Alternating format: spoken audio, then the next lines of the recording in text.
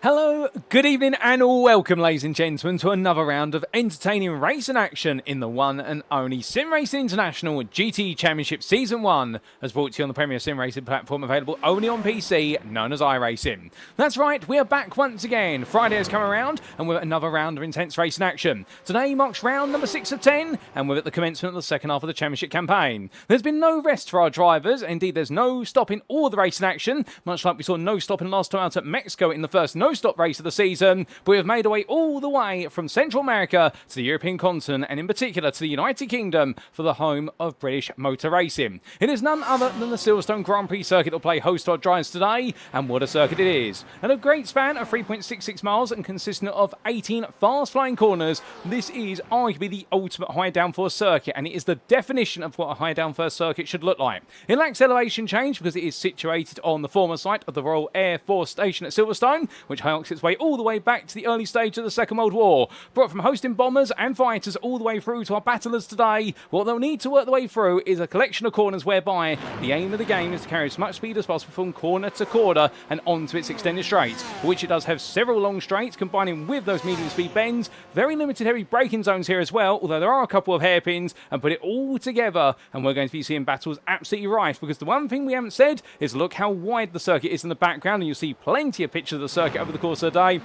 And this circuit, while the widest in the United Kingdom, if not in Europe, and that means it's not impossible to go 2, if not 3 wide at practically every corner sequence. But who exactly will be able to steer clear of the battering and who will be able to fight the way through? Well, that's what we're here to find out in this new round of the championship. But without further ado, as we have made our way to circuit side, well, let's introduce you all to the broadcast. And I hope you guys and girls all tune in today and hope you're all doing well. And we do need to give a big shout out there to the person who was first in the chat, none other than Bitcoin Satoshi Crypto, who in the end made it in well in time, indeed the best part of 25 minutes before camping out by circuit side, and we're very happy to have you here. But also we do say hello there to Captain HXC Games, and well, giving a shout out there to John Ludbrook. I'm very happy to have you with us, Captain HXC, and I hope you're doing well, much like Mr. Bitcoin is as well by the sounds of things. So it's great to see so many of you, and don't be shy, feel free to say hi if you are in the YouTube chat right now and have access to it, because the only biting you'll see here today, we don't do any biting in the commentary booth, nor do our admins do at the SimRacing International series. We all do the biting on the brakes here, and we have no ABS on these cars, where you can definitely tell when somebody's bitten the brakes too hard because you will see them lock up.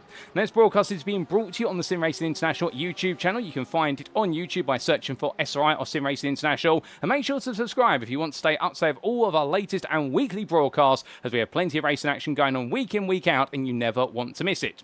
But as we get set to go racing in the content booth, you have myself, my name is Paul Walsh, and I'll bring you all your racing action as it unfolds over the entirety of the season. And well, ladies and gentlemen, without further ado, we need to bring you up to speed as to where we stand after 5 rounds of the championship.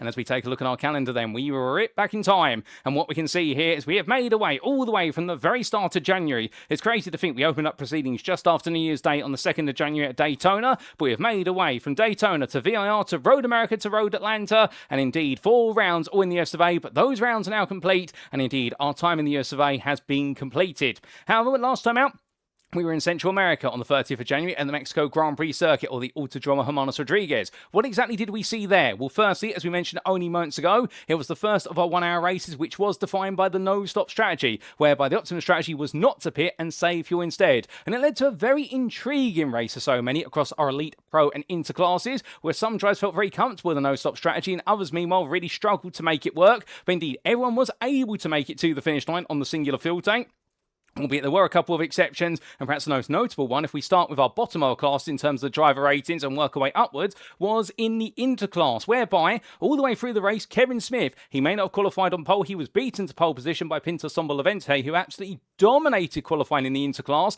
by taking pole position by 6/10 over Bruno Key, but it was Kevin Smith everyone had to watch out for because he roared his way through the field. We were to only find out later from the Verado Academy team down the pit lane that it was the fact that he had not put in the right fuel in the car in the first place, and he was roaring his way through the field because he knew he had to make the pit stop. So what it meant was that Pinto Sombolevente, whilst he lost the lead early on, come the midpoint of the race when Smith had to come into the pits, well, our race leader took it back, and he was the one who brought home the win in the interclass, was Levente, and therefore making it a second win of the season. Then we make our way up to the pro class, and what did we see for them in Mexico? Well, it was a very interesting round because it was a second win of the season. A man who can't stop winning at the moment after all the bad luck went away as of Road Atlanta, Angel Ordonez right now, making it 2 from 2 in a row. However, he did not have the runaway victory that we saw at Road Atlanta. It was very different, with Rene Rissler, the Austrian driver for GazX Racing Team, staying with him within 2 seconds over the entire race distance, but his BMW M18 wasn't quite able to save the fuel compared to Angel Ordonez's Corvette, and that was the delta between the two, but it was close all the way, and a small mistake could have completely turned things on its head. Then we come up to the Elite class, and what exactly happened in Elite? Well, the name that we have seen take victory every time he's been on the grid, Mirko Bortolotti, made it another win once again. However, he was kept honest, not just by his teammate Martin Stattmann, but also by Callum Lux, who you unfortunately won't see on the grid tonight due to personal circumstances. Don't worry, he's okay. I do believe he's out celebrating a friend's birthday. We hope Callum has a good time with that. But the fact of the matter was that Callum Lux was the man to really beat at Mexico, and in the early stages, Bortolotti led after taking what was pole position, but as time went on, Lux started to deploy his pace, but then contact into the stadium section between Lux after he'd passed Martin Stattmann, and Stattmann tried to come back at him just as Lux was getting ready to attack Bortolotti, brought Stattmann's race to a close in terms of meaning that he would finish second, and well, for Callum Lux, his race would end up in the pit lane and an unfortunate retirement. So unfortunately for Callum Lux, it was not to be, and therefore it was Bortolotti and Stattmann bringing it on home at the front, and well, it was the top 3 of all GazX Racing Team drivers. But here we are then, it's the 6th of February today, and we are at the Silverstone Grand Prix circuit for another hour-long race. We have got another 90-minute race on the calendar, or our endurance race round, and that will be in round number 8 at Interlagos, and quite intriguingly enough, we're going to be making our way all the way back to what will be the South American continent, continent after 2 rounds on the European continent, and then we come back to Europe, and then we go all the way over to Asia for our finale at Suzuka. So we're definitely picking up the air miles, although we have been quite efficient so far, but not necessarily so in the second half of this season. But that's on the 13th of February to make our way to Le Mans, the next round. But here in the round for now, well, how do the standings stand after 5 rounds of the championship? Let's take a look at those driver championships, starting off with the elite class.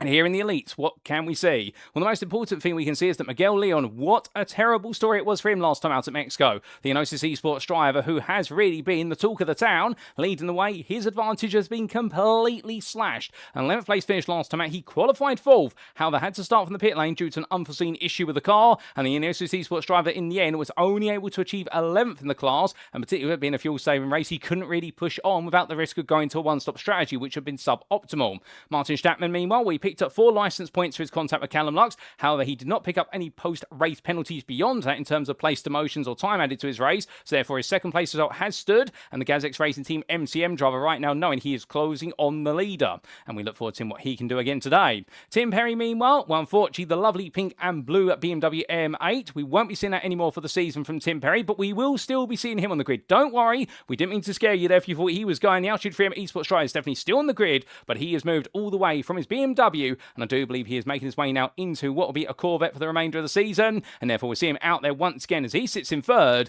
but the pressure is going to be on him because Mirko Bortolotti is only 2 points behind in his Ferrari for GazX Racing Team MCM with 3 wins now and 2 missed rounds, and he's ahead of Pedro Luis da Silva by only a further 6 points. So unfortunately, I do believe the GPX Sims for Onyx driver not able to make it onto the grid for the remainder of the season until we are updated on any further notice, and that is because, of course, the ongoing recovery from all the damage caused by the recent storms in Portugal, and we do wish him, his family, and all those affected in Portugal as well as humanly possible. But for Pedro Luis da Silva, it has definitely been a challenging time, and well, the change also carries on for Sylvain Depeche for Cube Racing Team. The Frenchman there, a 14th place finish last time out. It was not a happy day for the team as a whole, but particularly for Depeche, where things did not go well at all. Renko Jornovsky, meanwhile, he rounded off your elite podium last time out in Mexico to complete that GazX Racing Team 1-2-3, and the JRM driver there was his first podium of the season. He's now starting to build momentum. He splits the Q Racing Team drivers, and Olivier Dean is right behind him, the 4th place finisher last time out, and what an effort from him in his Ferrari 488 in the fact he was really able to put together a very good no-stop race, despite the fact he did have some difficulty in qualifying with his pace. Albert Prisch and Christian Ablasser complete the top 10 there for Enosis Esports and GazX Racing Team MCM, and we do see Chad Henson only a point behind it in 11th place for Los Dos Bravado, and keep your eyes on him because he's looking quite quick already, and then Callum Lux, unfortunately, with 2 non-finishes and a missed round. The Jens Brothers competition driver sits in 12th currently on 81 points, but we look forward to seeing him back at Le Mans and hopefully seeing him right back up there in the thick of the fight. So that's your top 12 of the Elite Drivers' Championship. What about in the Pro class? Well, in the second of our 3 classes, we can see Benjamin Massey right now leads for Inox Motorsport ahead of his teammate Matthias Pettinger. However, there is a very big caveat here, and some of you may already be able to notice it. Firstly, it was not the strongest of rounds for the Inox Motorsport team across the board, whereby their 3 drivers are Pettinger, Massey and Abasek. They did finish 5th, 6th and 7th. However, the big problem was in the fact that everybody else of their main rivals was able to close up to them. So Benjamin Massey is quite safe at the moment. He does hold the best part of a 28-point advantage over his teammate. But look from 2nd to 3rd, you'll notice it's only a single point to Rene Rissler, the man who finished run-up last time out for GazX Racing Team JRM. And behind the Austrian driver in 4th place, only a further 4 points behind, is Angel Ordonez, the man who has finished on the podium 3 times this season, including 2 wins, and he's trying to go for that 3rd win in a row today for Enosis Esports. Can the Spaniard pull it off? If he can, that is going to leap into 2nd place and move him very close to Benjamin Massey going into Le Mans. Chris Round as well, he's only a further 22 points behind the Axis Simsport driver right now, definitely needing to find that pace that he did have earlier on in the season because it's being missed, and he's ahead of Cedric Boyce there for the Cube Racing Team in his Ford GT, who right now, well, he had top 10 finishes all the way out to the point of Mexico, and then suddenly those top 10 finishes have come to an abrupt halt. Jan Lintz, he put on an impressive performance last time out for the GazX Racing Team JRM with a return to the podium once more, but indeed it's the first time he's made his way onto the podium, although he's fought for the podium places earlier on in the season. He's on 121 points, the best part of 15 ahead of Brandon White. The priority then being followed up by Ryan Walker and Rowan Noel Brown, and they do complete your top 10. It's very close between them and Flavien Tieffry right now, a further 22 points behind. Well, we didn't see him on the grid last time. He's back today, and we look forward to seeing what he can do in his Porsche 911 RSR. And Mikael Abasek there for Inox Motorsport completes your top 12, and only competing 2 rounds so far, and both of them top 10 finishes. But can he get his first top 5 of the season today? Well, as we make our way then from the pros to the inters, well, how do things stand here? Well, what you can see is, compared to our other two driver classes, things here are incredibly close. We have our two-time winner of Pinto Sombo Levente, the privateer from Hungary. He leads, but only by 14 points. John Ludbrook, remember what happened 2 rounds ago when it all went very wrong for the team at Road Atlanta? Well, Ludbrook right now is getting things back together quite quickly for GPX SimSport Xenon. Just missed out on the podium last time out in Mexico, but a full place finish shows that he's been able to arrest the decline in form. Not so for Andrew Fellows, an 8th place finish last time out, and it means that he's fallen behind Ludbrook. However, the gap between those two is only 7 points. And you look into 4th place, you've got Bruno Key, who after qualifying so well, dropped down the order in his BMW M8, didn't quite have the pace for the fuel saving, and the WePay 300 esports driver, well, the Chinese driver in 4th place there ahead of Brian Beardsworth by only 3 points. Beardsworth from another top 5, he's continued to impress with top 5 finishes, but when will he get his first podium? Can he do it today?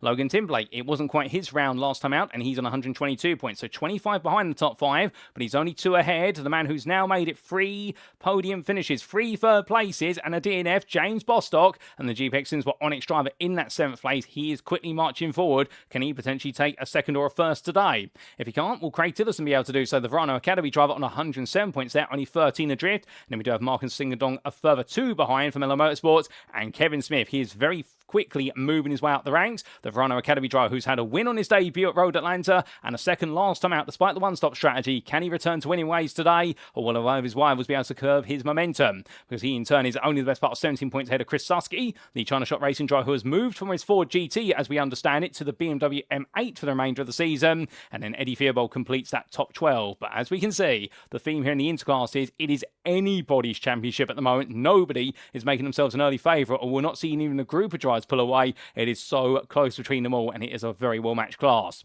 But if that's where the Drivers' Championship stands, what about the Teams' Championship? And here we can see your top 10. And at the very top still is Iron Knox Motorsport, but their lead, I should say, has drastically shrunk over the previous round as a result of the strategic struggles. And in Osis Esports, meanwhile, well, they are now only 19 points behind. The Spanish team are moving forward, and as they move closer to the leaders, they are bringing the rest of the field up with them. GPX SimSport Xenon, they sit in 3rd, and right now a holding station on 369 points, but look to 4th and 5th, and you'll see the 2 GazX Racing teams. They've had a resurgence in form. Now they had a full roster on the grid last time out, and they've been able to pick up a huge amount of points apiece. Outside the top 5, a further 11 points behind, it's Cube Racing Team, who dropped from 4th to 6th after what was a difficult round for them on the strategy aspect, and those mixed results really coming against them. They're ahead of GPX SimSport Onyx there, as I said, Xenix almost there. Goodness me, I'm conglomerating 2 teams together, but the Onyx team in 7th place on 336 points, and they in turn are only 31 ahead of Altitude Frame Esports, and right now those 2 teams both starting to build some momentum.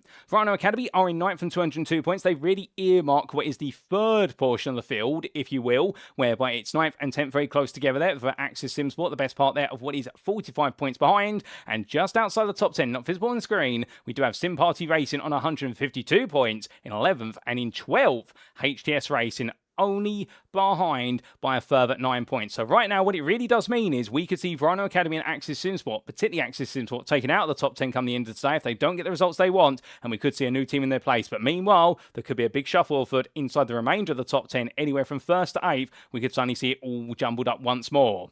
But if that's where the standings stand, what about our host circuit for today? Well, of course, it is the Silverstone Grand Prix circuit, located near the villages of Towcester and Silverstone in West the county of Northamptonshire in England, the United Kingdom. And many liken this circuit to the home of Formula One, because surrounding this circuit are a majority of the Formula One teams. But the closest, well, they have actually got factories and also a design bureau right on the site of Silverstone. It's none other than Aston Martin Racing.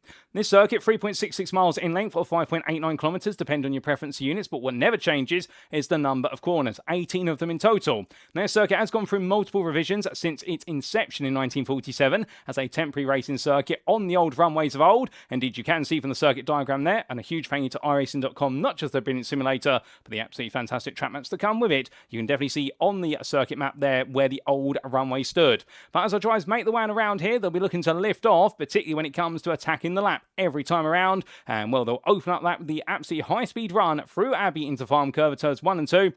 We're going sharply onto the brakes in towards Village Bend at turn number 3. Then it's going to be a 90-degree right-hander before they make the way back on themselves via the hairpin of the loop, and then they'll go flat out for Aintree at turn number 5 and roll the way down the first of 2 of the long straights. The Wellington Straight is what it's named, in reference to the Wellington Bomber, I do believe, and as they taxi their way down there, they'll then make the way into the sweeping left into right, medium-speed bends of Brooklands into Luffield. There we could see 2 wide battles that run all the way out to Luffield and onto the old National Start-Finish Straight for Woodcock Corner at turn number 8, and as they get ready to head into Cops Bend, the corner that's very tricky to get right when you're 2 wide, and even tricky to get right when you're single wide, will come through that right-hander. It's then going to be a sprint all the way up to Maggots into Beckett. The weaving left into right complex where the average apex speed gradually descends, and it's all about car positioning before they eject themselves out through 14 at Chapel and roar the way with a prayer up the Hanger Straight. Then they'll make their way into Stowe Corner, the highest point of the circuit at turn number 15, before coming all the way around through the fast sweeping right-hander and in towards the Vale, and it'll be into the chicane at turn 16 and 17 to complete the lap via Club Bend at 18 and do it all over again, or at long last see that checkered flag. But without further ado, ladies and gentlemen, that's an introduction to Silverstone. Let's look to circuit side once again and see how they're all getting on, our drivers, in this qualifying session. And as we do have the best part of approximately 13.5 minutes left, well, who are the fastest out there and who perhaps right now are looking to get a bit of a move on? Well, Mirko Bortolotti and Rinko Jornowski are currently the 2 fastest of everybody out there, it would seem. But it does look as though Sylvain Debesche bringing a few drivers along with him for the ride, and I believe that's 2 of the Cube Racing Team drivers together. Olivia Dean are right behind him. And understandably, Dean here, I think, trying to pick up a bit of a toe. And I wonder if Dean's after a bit of assistance there. Given Depeche is up into 3rd place already. I wonder if Dean has previously helped his Porsche teammate. And now the Ferrari driver's getting a bit of aid. As we can see there, the car sliding around coming through Brooklands into Luffield. And well, that Ferrari definitely very loose on the rear end. That might be an idea of a lot of rear ride height being raised up compared to the front of the car. And perhaps a little bit less rear wing. Now, the aim of the game will be to run as much rear wing as possible, but if you can get away with a click or 2 being taken off, that will help you on the straights, and it will also help loosen up the rear end of the car. But of course, that is at your own risk, because oversteer then becomes a more and more important factor in these machines when you do have a little bit less rear downforce. But then again, the straight line speed you gain from it could be beneficial, particularly down the Wellington Straight and also up the Hanger Straight, where you'll be battling into those next braking zones. But it does look as though our regular suspects are towards the front of the field in the elite class at least. However, a bit further down, what you may notice is that Mark Hutchinson right now all the way down in 27th place overall, or what is 14th in the elite class. And it does seem as though right now Mark Hutchinson might be struggling a little bit compared to some of his rivals. And well, could this be a sign whereby, as he runs along behind Tim Perry there, Perry in that Corvette, and he's going to be trying to make the most of it today. I do wonder whether Hutchinson perhaps is just hoping Perry can give him a little bit of steer here and help him find some time. So the last thing he wants to do is start all the way down there in amongst all the Inters and the Pro drivers in particular. But intriguingly, as we talk a little bit about our pro drivers, well, Chris Round right now, I only said moments ago when we were coming to the standings, we need to see him chase down his first podium of the season in some time. And well, he, of course, has picked up a win previously. That was at Road American, an incredible result. But Round right now, he's currently the fastest of all the pros there, only by 14 thousandths over Matt Broom. But to be fair, 14 thousandths or 1 thousandth, it doesn't matter. So long as you're ahead, you're going to take pole position. And Round doing exactly that. Angel Adonis, meanwhile, well, he was dominating the qualifying session early on in the pros, but right now, well, that's a photo for you. That's a photo of all the Enosis Esports machines together, and it's Adonis leading Parish, and also they're none other than what is Leon around, and I suspect they're all trying to work together here to improve their qualifying times. I wonder if they've done all their laps in clear air. Now they've found a little bit of clear track, and they're going to work together to give each other the slipstream, which will be highly beneficial on those straights, and the slipstream can be worth about 2 to 3 tenths over a lap here.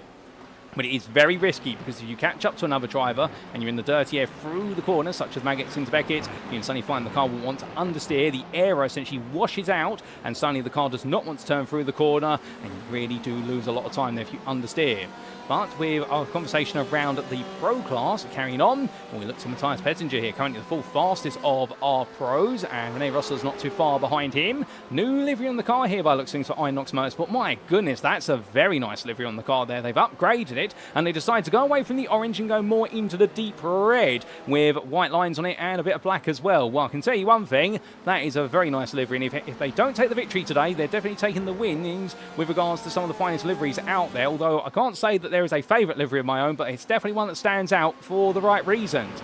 As they head onwards, well, Pettinger leading one of his teammates around there. That's going to be none other than Massio, I do believe. Mikhail Eversek, meanwhile, using his Porsche 911 RSR, being left elsewhere on the circuit, albeit they probably haven't got the time to try and pick up the third car right now, and they'll try and pick up Mikhail a bit later on.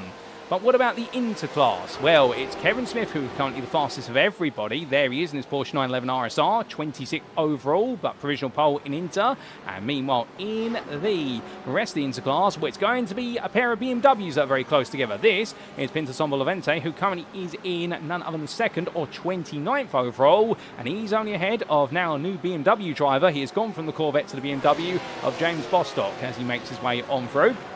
And Bostock right now showing some good pace here. And, well, we are waiting to see whether he's going to one day take a victory in this series. So I can tell you one thing, when I've caught up with James, he's become a bit of a convert to the GTE. He's only ever really raced GT3s on the iRacing platform. And when we did put this series together, of course, James being the head admin at SimRacing International, well, it was an absolutely brilliant conversation that we had in the first place. And it really has come to him the idea of wanting to run this car. And, well, not just the Corvette, but also the BMW. The BMW has taken his fancy. And, well, he's got to be aware of the fact that it won't have as strong ability with regards to long distance pace, particularly when it comes to tyre management and also a degree of fuel. However, it is going to be a very quick car over a single lap, and we wish him all the best luck on his journey into learning the German marque machine. Outside of your top 3 of Inter here is his teammate of John Ludbrook, currently in the 4th of the Inter drivers, or 33rd overall, and he's ahead of Bruno Key by only the best part of 2 tenths, as Brian Beardsworth, he leaps his way up into 35th there of 56.819, so he puts himself right behind Key and ahead of Andrew Fellows, who is still struggling in qualifying here. Fellows right now, well, whatever's happened, it's not going the right way. Ever since Road Atlanta, things are going downhill, and I don't think Fellows is getting back up the hill right now. I think this is still rolling on down. And we'll have to see what's going to happen for the 44 driver here today, because if he can't find some pace late on this qualifying session, is it going to be another round where it's about damage limitation and the risk of falling further down the championship standings? Well, we will have to see. But what we also need to see, ladies and gentlemen, is an on-board lap with one of our drivers. And, well, thankfully, we've got a couple of drivers coming to the end of their laps, including Angel Ordonez here. So we're going to be jumping on board with one of them very soon. And, in fact, I think we are going to be obliging Angel Ordonez as he makes his way around through the last couple of corners and gets himself set up for another flying lap.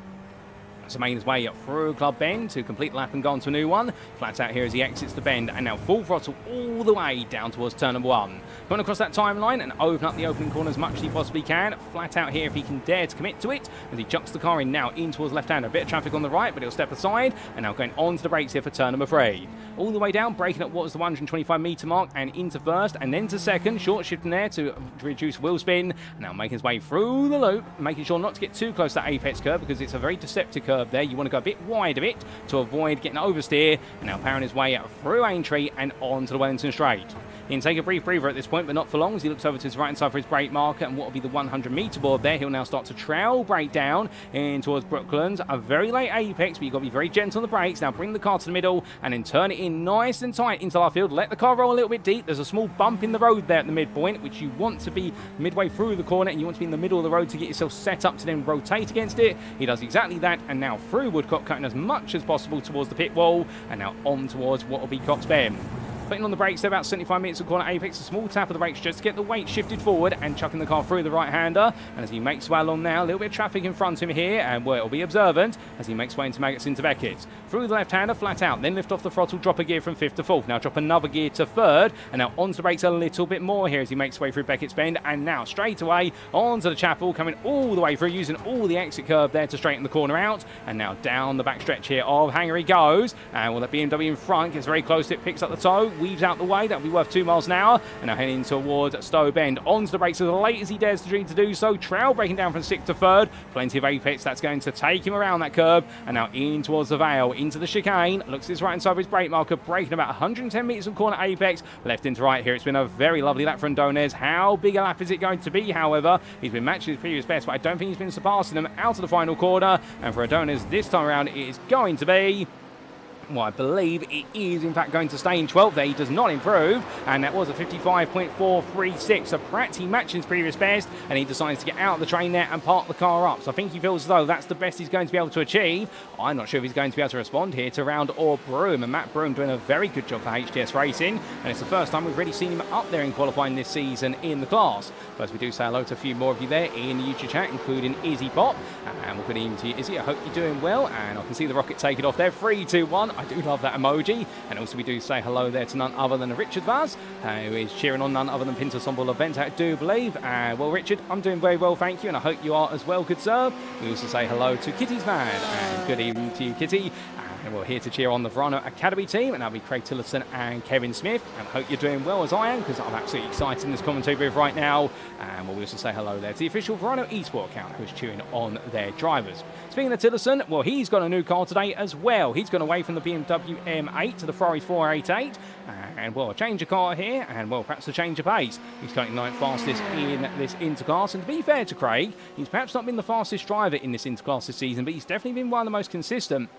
And many of you may remember, of course, his very impressive performance at Road America, whereby he simply stayed out of trouble, even though for the most part he was about a second slower compared to the leading drivers in the interclass. He was able to make his way a long way up the order just simply because he didn't make any mistakes. Albeit he has picked up a black flag here. He is going to have to serve a drive-through penalty in this qualifying session, so he's made a mistake somewhere. I suspect that's not adhering to a slowdown that he's picked up along the way. And as he makes way into the pits, well, he comes on down, and that might be an end to his session. But as we're getting closer to the end of this one, what else do we have to say? Well, we need to talk a little bit about this man, Russ Green.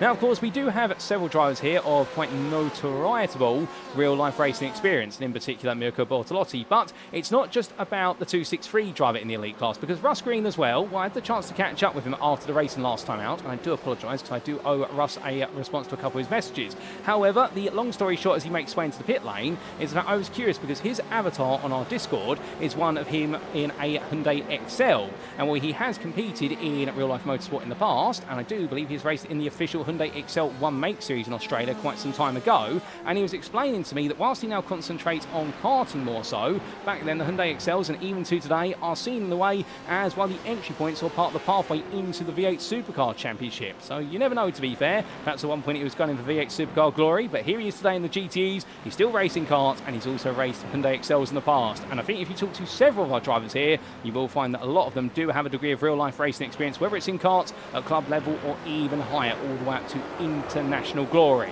But as Henning Schrebig makes his way on through there in the Beast Motorsport BMW M8, and, well, the Beast team driving the Beast car, no doubt about it. We're on his way on into the braking zone there of turn number 3. Ooh, going to be a little bit of a lock up there on the rear right, so that sends him sideways into the pit. Well, we do need to see Albert Rich make his way on through, and then we need to introduce this man.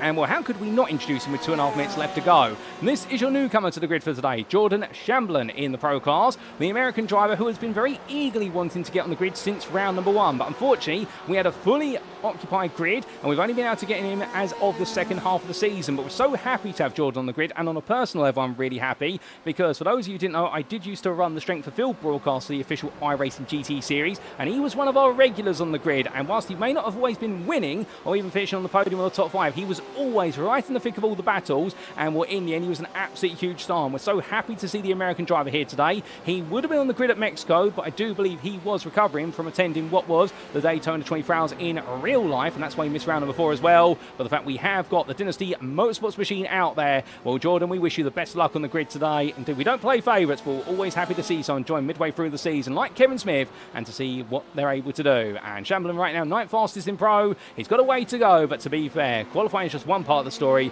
We'll have to see whether he can make his way further up the field when we go green flag racing.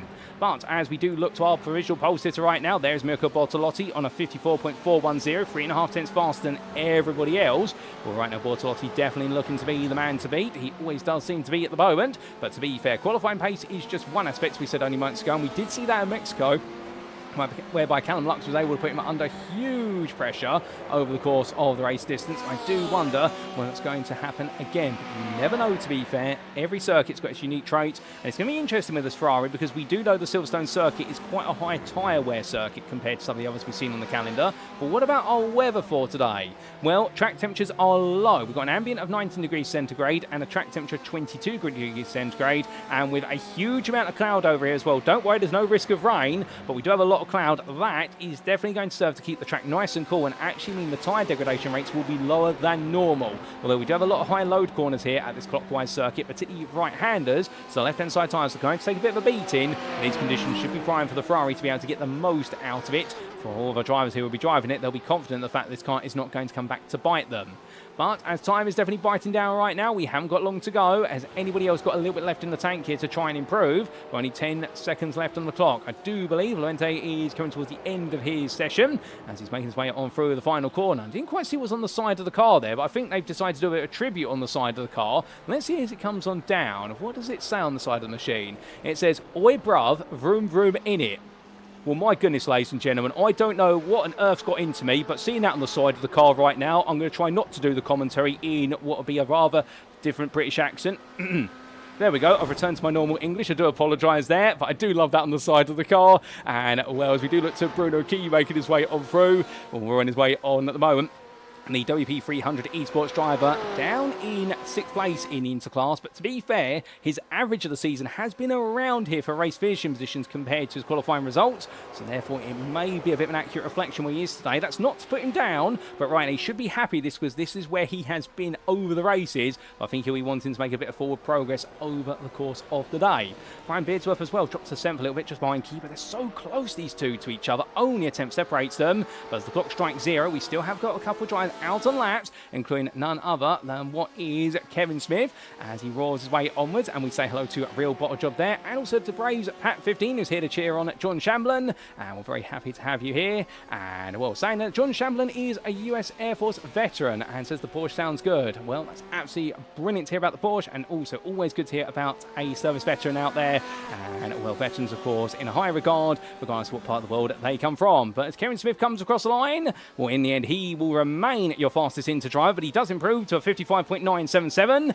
Lovely that there from Smith. And meanwhile, Angel Adonis does improve, but he can't quite dethrone Chris Round from the pro pole position. The gap between the two of them, 13 thousandths in the end. He was 1,000 quicker than Matt Broom. I think Broom's going to look at his timing box very shortly in the pit lane and go, how on earth did he manage to sneak ahead of me? And when he sees it's a thousandth, I think there might be a brief swear word or two underneath his helmet, if I had to guess, to the HGS Racing driver. But to be fair, one of respect out there. But meanwhile, as Brian Beardsworth calls things on down, that is qualifying complete, ladies and gentlemen. And well, it is Mirko Bortolotti on pole position by 3.5 tenths over on the elite ahead of teammate Marenko Jornovsky. And Tim Perry starts third today in his Corvette, just ahead of Sylvain Depeche. So a bit of a mix-up there on the second round of the grid ahead of Olivia Dean and Martin Stattmann with his worst qualifying points of the season in a couple of rounds. Meanwhile, in the pro class, it's going to be Chris Round, Angel Adonis and Matt Broom sharing 8th through to 10th, all close together, separated by 14 thousandths, before you do then get to Christian Ablasser splitting away Rene Rissler. And well, those two teammates there, they might try to work together to get involved in that pro group. And then you do have in the interclass, 27th overall, your pole sitter of Kevin Smith. He has got Chad Henson coming for him. And then we do have Pinto Sombra Levente in second in the interclass, just behind, with James Bostock there hot on his heels as well. Only attempt separating those two. And then you do have Massey, Benjamin Massey, starting 31st. That's probably the biggest shock of this qualifying session. It's a huge one, but well, we'll talk more about that, indeed other things, very shortly. But definitely for Benjamin Massey, that is not where he's going to be, given the fact that he is your pro championship leader right now, and that has gone backwards, not forwards. But as we do now head to the 5-minute warm-up period, and we can see the Silverstone circuit goes a bit quiet, well, what can we expect in the race? Well, firstly, overtaking and battling. Where do you want to do it? You want to ideally get the battles done on the straights if you can. You can fight 2-3 wide through most of the corners around here. The only problem in doing so, as we do see some of our drivers make the way out here to get a few more practice laps in where they can, including Robin Noel Brown as he makes his way around. The problem that you will have here is the fact that fighting costs a huge amount of time, and also, unlike a lot of other circuits around Europe in particular, this circuit does offer the counter-attack at most of its corners, whereby if Robin Noel Brown was to go too wide with a driver going in towards turn number 3 and then emerge out the loop at turn 4, which he's just done through Aintree, if he's on the inside at turn 3, he'll be on the outside of turn number 4 and all the way around the outside through Aintree, where his rival can come back at him. The same here with Brooklands into Luffield. You'll normally see two wides all the way through here from start to finish. The idea being essentially that you can give a driver an opportunity to attack as much as defend, and that means that normally you can lose the best part of a second just through battling through a few corners.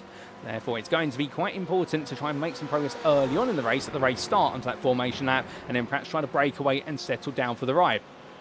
Strategy is going to also be highly valuable. Fuel staying behind another car, perhaps not as valuable as other circuits, because we only have a limited number of straights. Although they are long, both the Wellington Straight and also the Hangar Straight, they are not as easy to fuel save down compared to some of the other straights around the world that we visited, particularly at, say, the likes of Road Atlanta's long back straight, because of the length of it, and also Daytona because of the sheer volume of straights that we do have there. But getting a good pit stop in may enable you to leap some places, but you may have to put in some qualifying laps and you may need to top up on extra fuel. So it is going to be one of those races. This is going to be a very old school style of race here, where it is going to really come down to track position, those who are daring to make moves, and on top of that, those who are smart enough to think, actually, what if I just take myself out of the fight and put myself further down the order, get some clear air and put the attack laps in. We'll see exactly who's going to come away with that. Now, of course, this Silverstone Grand Prix circuit has gone through multiple revisions over its time, as Robin Noel Brown, they'll get a revision to his approach to turn 16 by learning from that mistake. But as he goes on around, this Silverstone circuit is in its current form, and it has been in its current form all the way since what has been, if my memory serves me correctly, 2010, and the legacy variant on iRacing, which is dated to 2008, really is the previous major variant of it, which did see the disappearance of the farm section. We do still have Farm Curve, which we're seeing Liam Kelso make his way towards later on, not quite at the moment, it's at the starter lap, but the old section, which had Priory as well, the legendary right-hander underneath the entry bridge to the circuit, that has all been replaced in the name of safety, and we do now have our modern Grand Prix circuit here. As he makes his way onwards, we do say hello to Richard Simnor. Good evening to you, Richard. And I do have to ask, Richard, for you and the DCW Racing Team, because we do have you on the grid every so often here at SimRacing International, I do believe. When are we going to get to see you guys in full force here? Can we tempt you in some GTEs at some point? Perhaps not for this season, but perhaps in a future season, because we'd love to see the DCW colours flying high, because we know you've flown high before in the UK SimRacing GT3 Championship, but I do wonder whether we could tempt you with some older GT racing machinery. As we do look to Virgilio Garcia, he's been looking forward to today. Ooh, careful, Virgilio. Don't write the car off before we go green flag racing. Making a mistake there through turn number 2, but thankfully is able to avoid the barrier. And once they all come on around right now, we haven't got too long to go. And this is a reminder, of course, that if you do need a quick reminder for this, if you have not gone and get yourself some liquid refreshment, alternatively, you have not gone and essentially got yourself some popcorn or a snack of your choosing, you've got approximately 2 minutes to do so now, because when we do go to the grid, it is going to be a very short formation lap. The formation lap starts effectively just before Stowe Bend, the corner you see in the background, and then they've got 3 corners before they go green flag racing, as we do see some racing guide on there. Well, come on, gentlemen, that's having a bit of fun, as we do see a bit of 2 wide, and that is going to be our Cube Racing Porsche machine there, or Sylvain Depeche, fighting with Angel Adonis. They go on to another lap. They're getting some experience and having some fun out there. They do know the race is coming up in a minute's time, right? They shouldn't exhaust themselves straight away, but they're going to give us some entertainment, and then Depeche will take the plays, albeit you can see that the exit the pit lane, the fact they have to hook right coming out the pits to make sure they don't go onto the racing line too soon. But that's an example of a 2-wide battle all the way through essentially 4 quarters, and how long those battles can go on for. All the way coming on through. Well, right now, Sylvain Depeche definitely enjoying that one. I think Adonis as well, but the Elite Drive does clear his pro rival. And, well, in 30 seconds' time, they'll be doing it for real. And I do wonder how quickly it will be a battle between Elites and Pros and Inters. As we do see there, none other than Adonis coming back at him. They're going to give us another demonstration. They know they're on camera. They're having some fun out there. And as they make the way around, we're just behind is Albert Parrish. That's the Enosis Esports Spanish teammate of Adonis. But they're now going to have a bit of a 2-wide. And as they make the way onwards, well, they're having plenty of fun. But sadly, ladies and gentlemen, the fun has to come to a halt. It's time for the real fun. It's time to head to the grid for 60 minutes of racing action in round number 6 of the Championship. Brought to you by SimRacing International. It is, of course, the GTE Championship Season 1.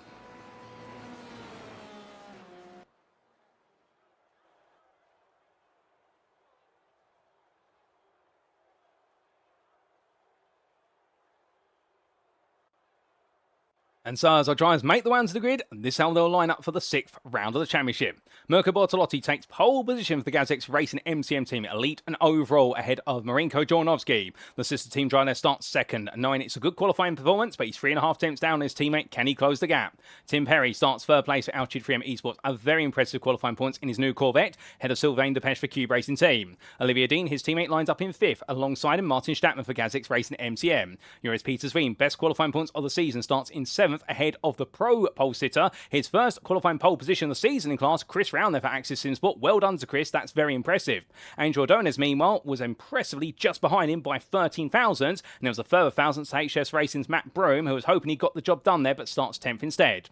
Then we see outside the top 10, Christian Ablasser and Renee Roster on row number 6, with row 7 going to Henning Schreierbig and Miguel Leon. Jan Lintz and Albert Prisch start on your 8th row, ahead of Matthias Pettinger and Mark Hutchinson, with Flavian Tieffrey and Ryan Walker completing that top 20.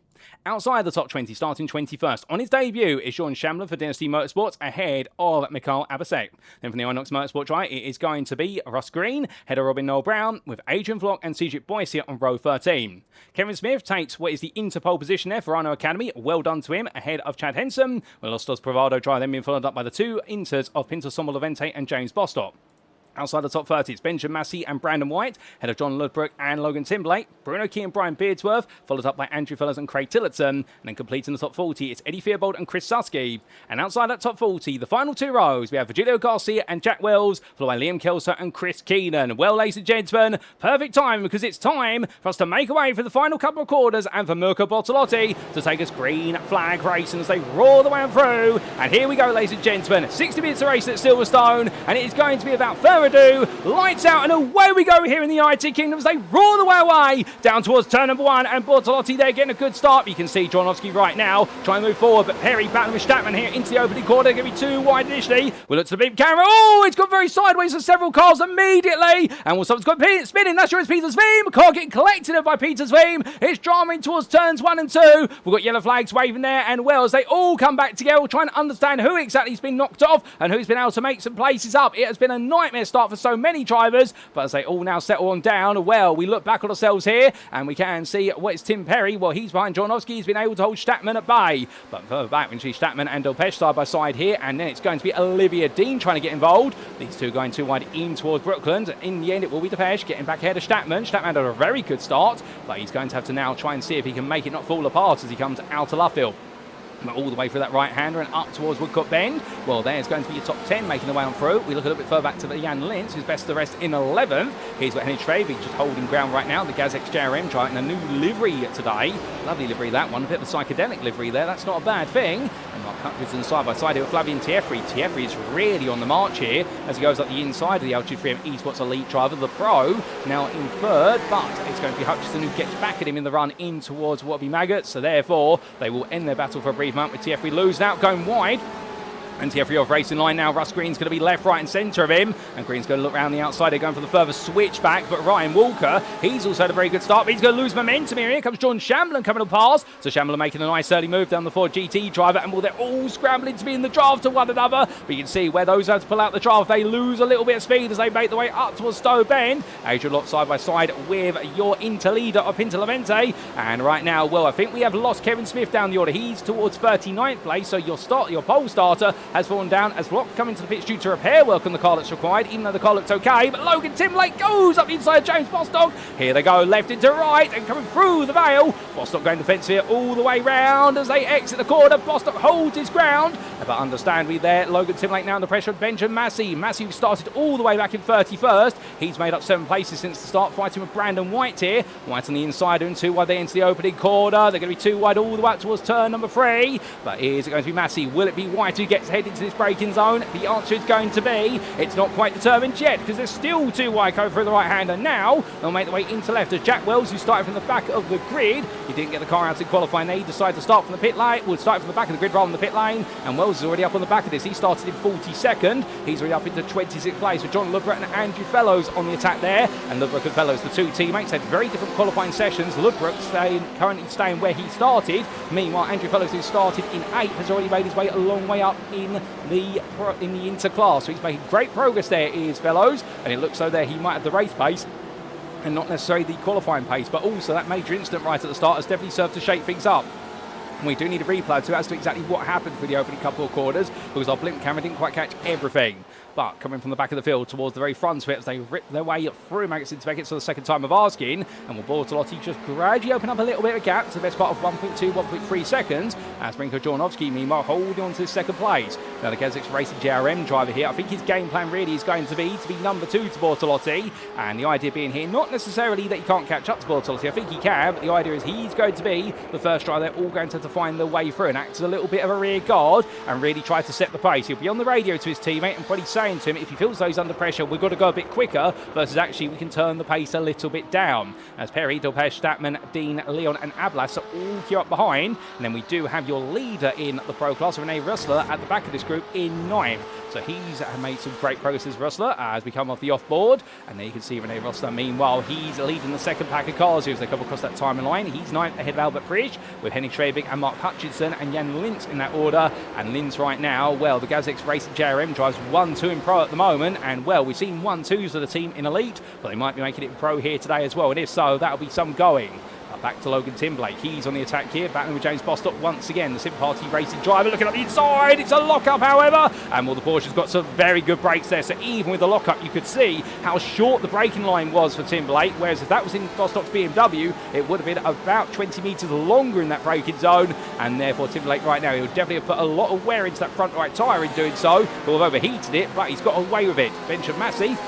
He's not getting away from Brandon White anytime soon as they power the way onwards. And here comes White looking up the inside. He goes again, does Brandon. The ID5 competition driver looking to the inside, but now to the outside here. What can he do differently? Can he go for the switchback? The answer is going to be no, he can't. But as he lets that go, meanwhile, we do have Brian Beardsworth here versus Eddie Fearbold. And Fearbold's had a really good start to this race. Started in 10th in the interclass, and he's trying to make some progress around the outside of Beardsworth here. Can he get it done? The answer's going to be potentially yes, no, maybe. I don't know, repeat the question perhaps, but as they come up towards what will be Cox Corner, Beardsworth in the end will hold him at bay, and it will be Fearbold who in the end is going to get another shot of this potentially to Baggots because of Beardsworth going wide. He's lost a bit of momentum, but in the end he will have to settle for it. It's not going to quite work out.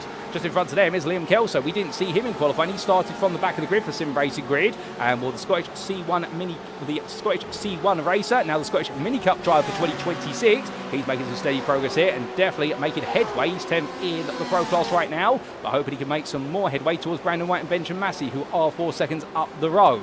But with this, of course, there are still plenty of battles to go, no doubt about it. As we see here, Matt Broom looking up the inside of Virgilio Garcia. Broom, of course, was your top 3 driver in the qualifying session for the pros. He was the 3rd place man, but he was one of the biggest victims of that race start. What exactly happened at the start is the question. And without further ado, we're going to go back in time and give you the answers, ladies and gentlemen. So this was the race start for Matt Broom. He's going to be one of the focus drivers. We believe he was at the start of the incident, effectively, as was US Peters V. Now, as they all went green flag or racing, Peter on the right there. Everyone builds up pace, understanding. It's the scramble now into the opening corner. Everyone looking. And we'll Broom on the outside here. Tried to play it safe. He did let the Inosis Esports car be inside of him. And Petersveen lost it. So it was Petersveen who went out. And I think Chris Round as well went around as well. And, well, that's not trying to fit Round's surname into that sentence that many times. But that's how it all began. Can we see it from Chris Round's perspective? I think we can. We're going to look at a different camera angle here. Not an on board yet. But as he made his way up to speed, he was there with Peter's Beam. Did they make contact? Because Round here had a lot more space in front of him. I think he got the better start. Yes, he did. So now, in towards turn number 1, they went side by side. The Axis Central drive did back off, made its way through, and Peterson lost it there on the apex. I'm not sure it was contact with the car in front or whether his own volition, but either way, and then everyone else had to react, and after that, really, everyone was at the mercy. Angel Adonis was collected as part of it, the Inosis Esports driver, and several others were caught up as well, and that may really explain the story, but this was the on-board with Kevin Smith. This is what went wrong for him. Now, he had a lot of space in front of him when he went green flag racing. A bit slow on the start, but as he's come through the corner, he's going to see some smoke going up. A bit of a tap there from Levente. Had a brilliant run, and in the end, Smith had nowhere to go. And then suddenly found what was none other than a GPX SimSport BMW had gone straight into the side of another car. And that was all in bits there for Kevin Smith, but thankfully he was able to carry on. Well, that explains what happened, ladies and gentlemen. And without further ado, we're going to come back to your racing. We haven't been able to cover everybody's perspective, but now we know it was a small mistake there by the looks of things for Joris Peters Veem. Not blaming them, to be fair. Things do happen at the start of the race. And indeed, incidents like that, they're always a little bit cutting when it is the opening quarter of the open lap. Cold tyres, somebody can get it wrong. And unfortunately, that does seem to set off a chain reaction there. But well done to most of our drivers, to be fair, for being able to steer clear of it. And those who weren't able to, understand me right now, I think at the heat of the moment, there will be some words under their visors. I've been there, I can understand what it's like. But the flip side of the coin as well is the fact when they get out of the car and do cool down, they'll look back at it and think, you know what, there was nothing we could do. It's one of those things. But Marie Kojonovsky right now live. I can tell you he's pushing onwards the best he can as Bortolotti has now pulled a 3-second gap. And meanwhile, Tim Perry and Martin Stattmann here, they're getting very engrossed in each other as the GazX Racing MCM KTM driver here, looking left, looking right. Can he find a way past? The answer is going to be no, not in this current stage of the fight. Olivia Dean is also there with him, and right now the Ferrari 488 driver, the GTE Racing Team 280, just thinking, right, well, if they're going to fight, I might as well just try and stay with them, not push them too hard, but what he can do here is essentially be clever and use them to a little bit of car management. He can save a little bit of fuel, because he knows that they're going to battle each other into the corners. He can lift and coast a little bit more. Understand he doesn't want to fall too far back, however, because if he goes too far back, if they do both have a bit of an altercation, he won't be able to seize on the opportunity of perhaps picking up 2 places at the price of 1 mistake of his rivals. So it's going to be a bit of a balancing act here, and he does have Miguel Leon only 1.4 seconds behind. He won't bring Leon into this if he can help it. He wants to stay in the toe, but not too close to it.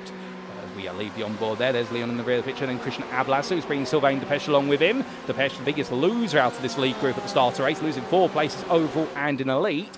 But right now, he's got to be thinking about the bigger picture, which is, as long as he's staying with Ablasser, he will probably be able to catch up to the podium spots, or at least the top 5. Mark Hutchinson, he's enjoyed a bit of a scrap here with Henning Schwabing, who sweeps around the outside of him there to make sure he covers off the place for 10th in the lead and 11th overall. But Schwabing right now definitely trying to make some momentum as Ablasser battling here with Sylvain Depeche. And in the end, right now, Depeche trying to come back at him, too wide in towards the Vale, and now going all the way through Club Bend to complete another lap. Well, right now, it's going to be Depeche around the outside, and then the handling of that Porsche, you can just see how well it grips up through those low-speed corners, and in the end, Sylvain Depeche does take that 7th place. Lovely move, and Christian Ablasser right now, well, he's going to be applauded, and that means he's thinking to himself, right, if he can do that, what can I do now to impress him back? And the answer is, we've just got to keep his cool here and stay close in that fight.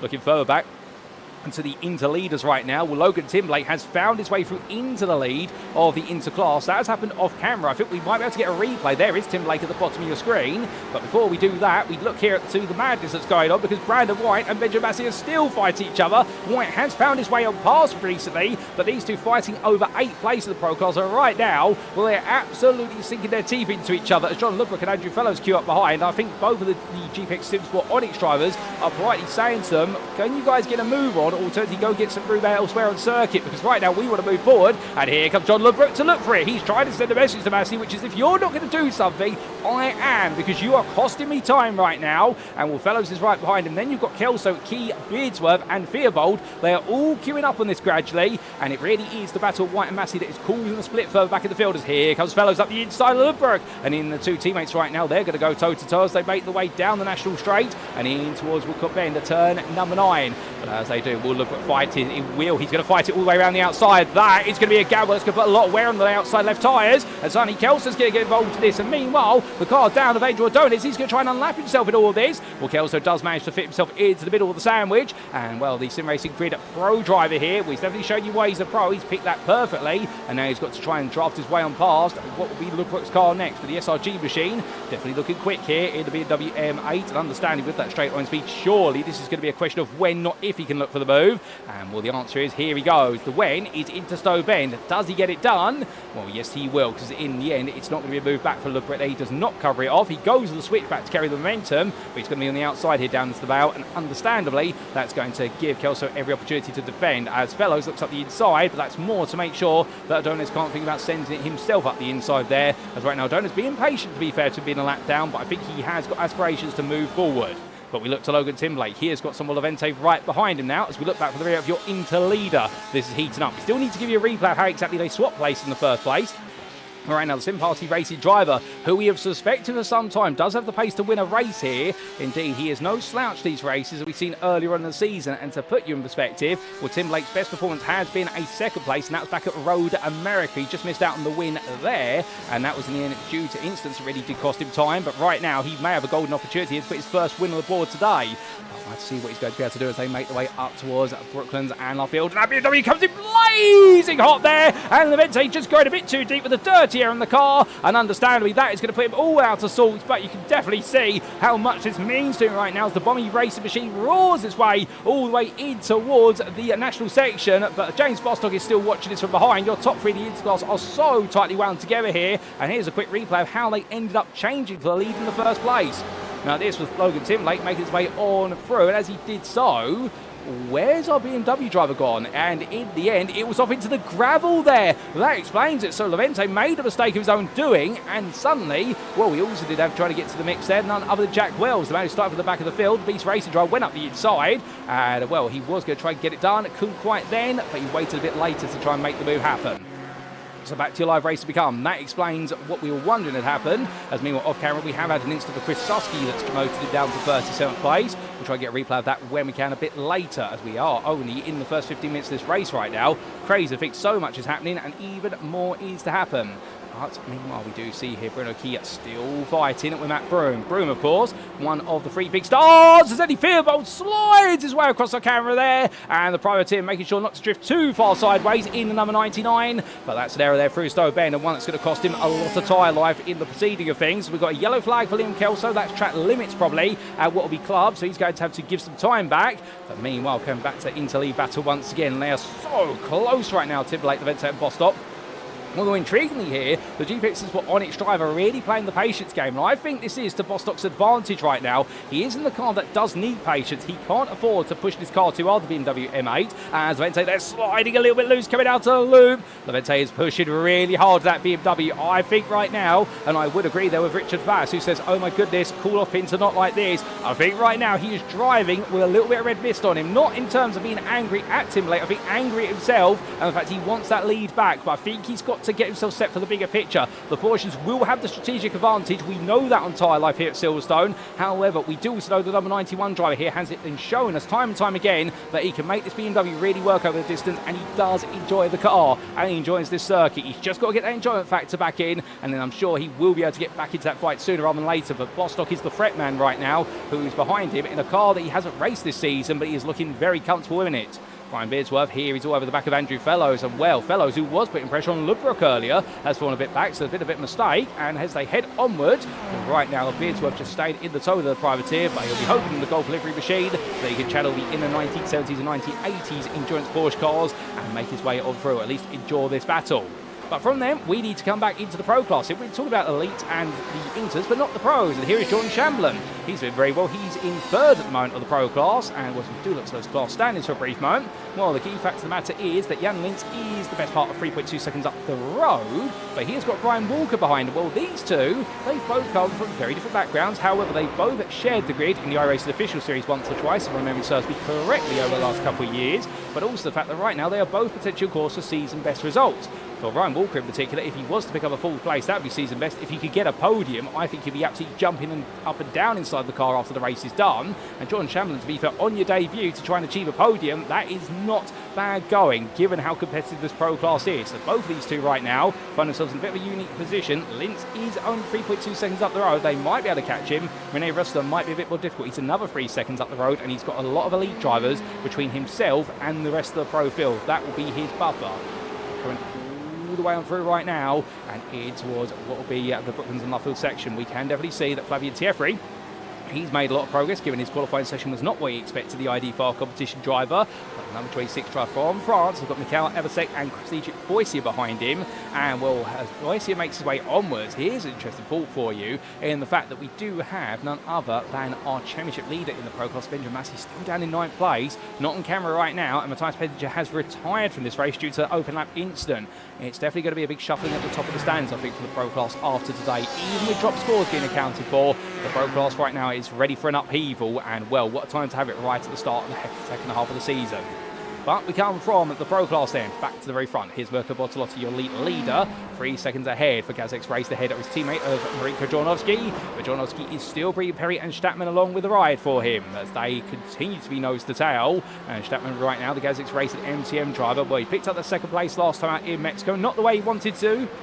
And he'll want a podium here today. I think right now patience is going to be key. But meanwhile, patience is not going to be key here for Albert Prisch. He battles with Schwebig and Mark Hutchinson. These three fighting hard. Oh my goodness, Mark, that was very close to going up into the air. That was 2 wheels for a brief moment for the Altitude 3M Esports driver. And well, that curb at club is not one you want to hit. Not in these machines, not in any car do you want to hit it, even in a touring car, because it is such a high curve and it is known to damage the suspension of these machines. He's got to be so careful that going forward, as he was trying to look for the run essentially on Schwebig. They are fighting these three, and Jan Lintz right behind in the second of the pros. He's looking at this right now and probably thinking to himself, great, what have I now got myself caught up in? And the answer is you've got yourself caught up in an elite brawl here as Hutchinson makes his way down the back stretch. But as he heads down at Wellington, we jump on board here, and right now the Altitude Freedom Esports driver in a Ford GT that loves high downforce circuits. That's why the strengths of the Ford GT is the ability for this car to be very quick through the corners, and we'll take a cheeky peek up the inside there of Schwebig. Never going to be able to go for the move, given the door was not wide enough to do so, but understandably his game plan there is just to keep the Beast Racing driver guessing, and also to try and give him some mental motivation to put more pressure on the Enosis Esports Corvette in front. If he can do that, perhaps he can get the two of them to have contact, what much like we saw only months ago, and perhaps it's going to give him the opportunity to get further into that fight. But what about going on between these guys at the moment? And we'll understand here Hutchinson wants to clear it. He has got the pace, I think, to catch up to what will be the rest of the elite class further up the road. But right now, every battle they have is going to cost him just a little bit of time. But still plenty of time here, and with some questions being asked in the YouTube chat there about do we know if this race is perhaps a no-stop? Well, given the pace they are showing right now, I would be inclined to believe we are not looking at a no-stop race here, but we will see. I wouldn't be able to tell you, unfortunately, on that one. I haven't got the data available. Our team's been quite secretive about it. I think Mexico's really opened up the door frame of what is a no-stop race. We'll see what's to come next. If it is a no-stop race, well, right now, nobody has showed any signs of thinking it's a no-stop, unless they're all going to suddenly turn the wick down. But here comes Schwebig back up the inside of Perich again. They're going to go very tight, and there's contact, and Schwebig goes around to the apex of the rail chicane. And when the car's completely turned, he went in hot, and in the Enosis Esports drive was never going to wilt under that one. And the 213 drive from the Antarctic right now, a big spin around, but to be fair, gets himself going again, but he's lost a lot of time, and now he's got a lot more work to do. And Mark Hutchinson gets his wish, which is to be clear of one of the drivers, but now can he hunt down Prish and clear both of them? Well, we'll have to find out as we take a look back at what exactly happened there. So this was only months ago as they made the way into that braking zone, and well, Schwebig looking from one side to the other, cut it to the inside, went all in, and well, there's going to be a big argument going on here as to who was in the right and who was in the wrong. From Schwebig's perspective, he would argue he was in the right as we return to your live pictures, as he had enough of an overlap there, but he was about 50% alongside. Meanwhile, Prish would argue he wasn't fully alongside, so had the right to turn in. It will come down to whether the car attacking could have made the apex. It will be a tricky one for the stewards to pick apart, but thankfully we're in the commentary booth and not in the stewards room, but I suspect that will be called up after the race. Meanwhile, we look to Prish battling with Jan Lint, and Mark Hutchinson has immediately cleared Prish off camera as a result of what has been the change. So Hutchinson has been waiting, and he has gone for it, and well, a very quick move being made there. We might get a replay of that very quickly, and well, if we do, we'll bring it to you straight away, ladies and gents, about a change of foot. And right now, Mark Hutchinson making that progress which he's wanted to, and will we see him now bolt on to Rene Whistler and then to Christian Ablas, so his next elite peer. Well, as we leave them, we look to Miguel Leon as he chases after his fellow Porsche of Flavia Thierry, and well, come in towards what will be Maggots into Beckett's complex, the 154 driver right now from Inox Motorsport. The Slovenian driver doing a good job here, and indeed right now he is going to be the highest finishing member of the Inox Motorsport team, and he will be flying the banner higher for them, whereas in his previous two races he's been in the middle, if not on the back of the group. But of course, things ebb and sway as they go. Indeed, all the team there working together for the team's championship as much for their own individual drivers' championships. But as I said, right now, the hopes of the team definitely sitting on his shoulders for this one, and he'll be wanting to try and get into that top 5 in the class if he can. But Thierry is the gateway to that. We'll see. Meanwhile, what we also see here is what is Brandon White taking what is none other than 22nd place off of Logan Timblake, the inter-leader, being passed by the 8th place pro driver here. They are really getting into each other, these two. And meanwhile, Peter Sombolavente on the back of this once again with James Bostock still a bit further back here, and having been passed, I do believe, by none other than Angel Ordonez, who unlaps himself. I think Bostock has recognised the fact that right now the Enosis Esports driver is someone you want to work with rather than work against. Meanwhile, Timblake and Levente, if they're going to stay this close, they're going to be fighting each other all the way to the finish of this one. And I can imagine the tyres of these cars are definitely going to be far worse for wear. Remember, these races, they do normally do them on a single set of tyres. They do not change them because in the pit stops, we do not see the change of the tyres and fuel simultaneously, as that's another lock up there for Levente. But he goes around the outside. He's going to turn a mistake into a miracle. He goes too wide all the way around, and at Aintree corner, Levente's back into lead of the interclass. My goodness, well, he's throwing this BMW at the circuit, and here they go down the straight. Oh my goodness, as Timberlake tries to come across there, and he's got Andones right on his inside, and the Sim Party Racing driver's not going to be happy about this at all. You can see the flash of headlights. He wants that Corvette gone. He does not want it there, and as soon as Adonis goes deep, when he's going to make his way through, and well, right now Logan Timberlake, he's not happy with the error. He's lost that place. I think he had a lot of wheel speed coming out of turn before, and that's why he got such a poor exit in a Porsche that's known for good traction in low speed corners, but he managed to break traction, and Levente in the end made that move all the way around the outside of Bostock right now. Well, the GPX SimSport driver's got to be thinking to himself, right, if they're going to keep fighting like like this, I've either got to get past them soon or I've got to think about that pit stop. Albeit, if you do come into the pits, where exactly do you go? Because there's so many cars out on the circuit right now. Indeed, this might be a circuit that's just shy of 4 miles, but I can tell you one thing, when you do have 40 plus cars going around it, when you do the quick mathematics, that's barely any meterage between each car. But further down the order, here's Liam Kelso, continues to make his way through the field.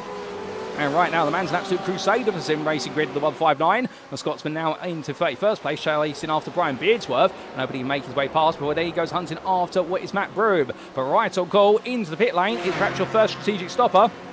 He comes in, it is Henning Schwabig making his way on down here, so he decides enough's enough. And we bring the pit stops up there on what is your time and time, so you keep track of who's pitted and who's not. But Schwabig makes his way on down.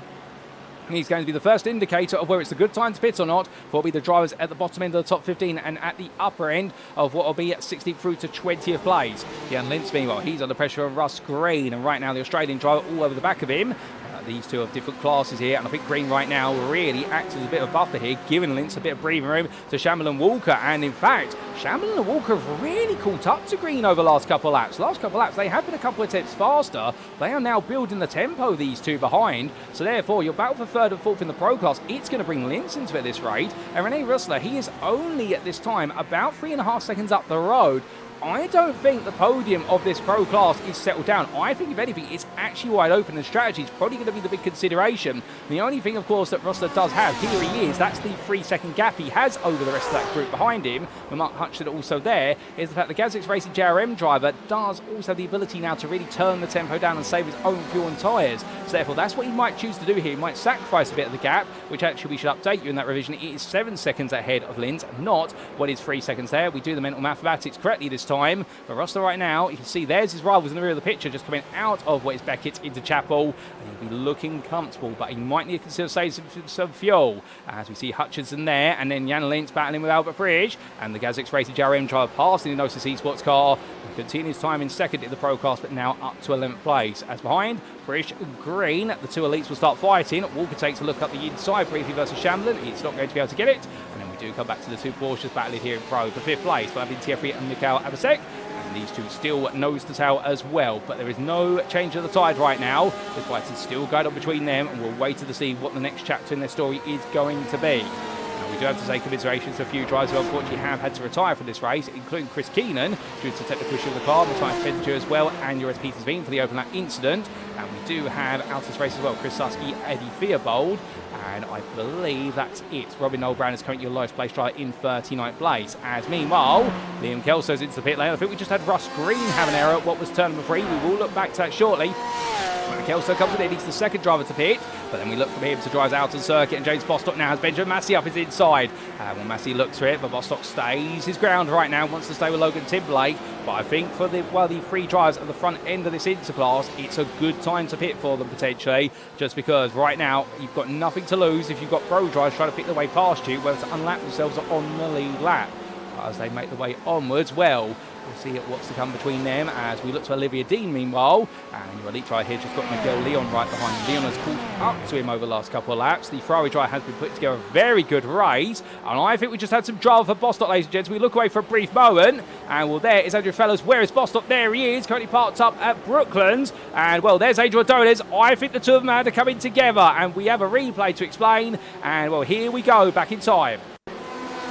And this was coming down into the braking zone here, and it was Adonis battling side by side with Logan Timberlake. A small tap there, and a further tap that sent Adonis round. And then Bostock got it wrong his own volition now, I think, reacting to what's going on in front of him. So James Bostock going very sideways. Can we get a quick look back to that from the onboard? Yes, we can. And well, there was Adonis looking up the inside. So Bostock very far away here, goes onto the brakes. And I think that was a bit of a reaction. Now, I think he might have downshifted excessively in order to stop the car, and that's natural. It's a driver's reaction to do so, but Bostock in the end overspinning the rear wheels by dropping from third to second, and it sent the rear of the car spinning around, and for Bostock, that was a tow to the pits after that. I think his race was in bits. I think he might have done some damage to the engine. Meanwhile, we had this happen to Russ Green just beforehand. This was Green versus Shamblin, and a tiny touch there on the back of Green's car. Maybe aided by Netco, to be fair, given their regions, but the HS Racing 2 drive goes around there, and a bit of a frustrating moment for both, particularly for Russ Green, who was looking good, but he's had a quick spin, he's got himself back on the warpath, and now carries on his way.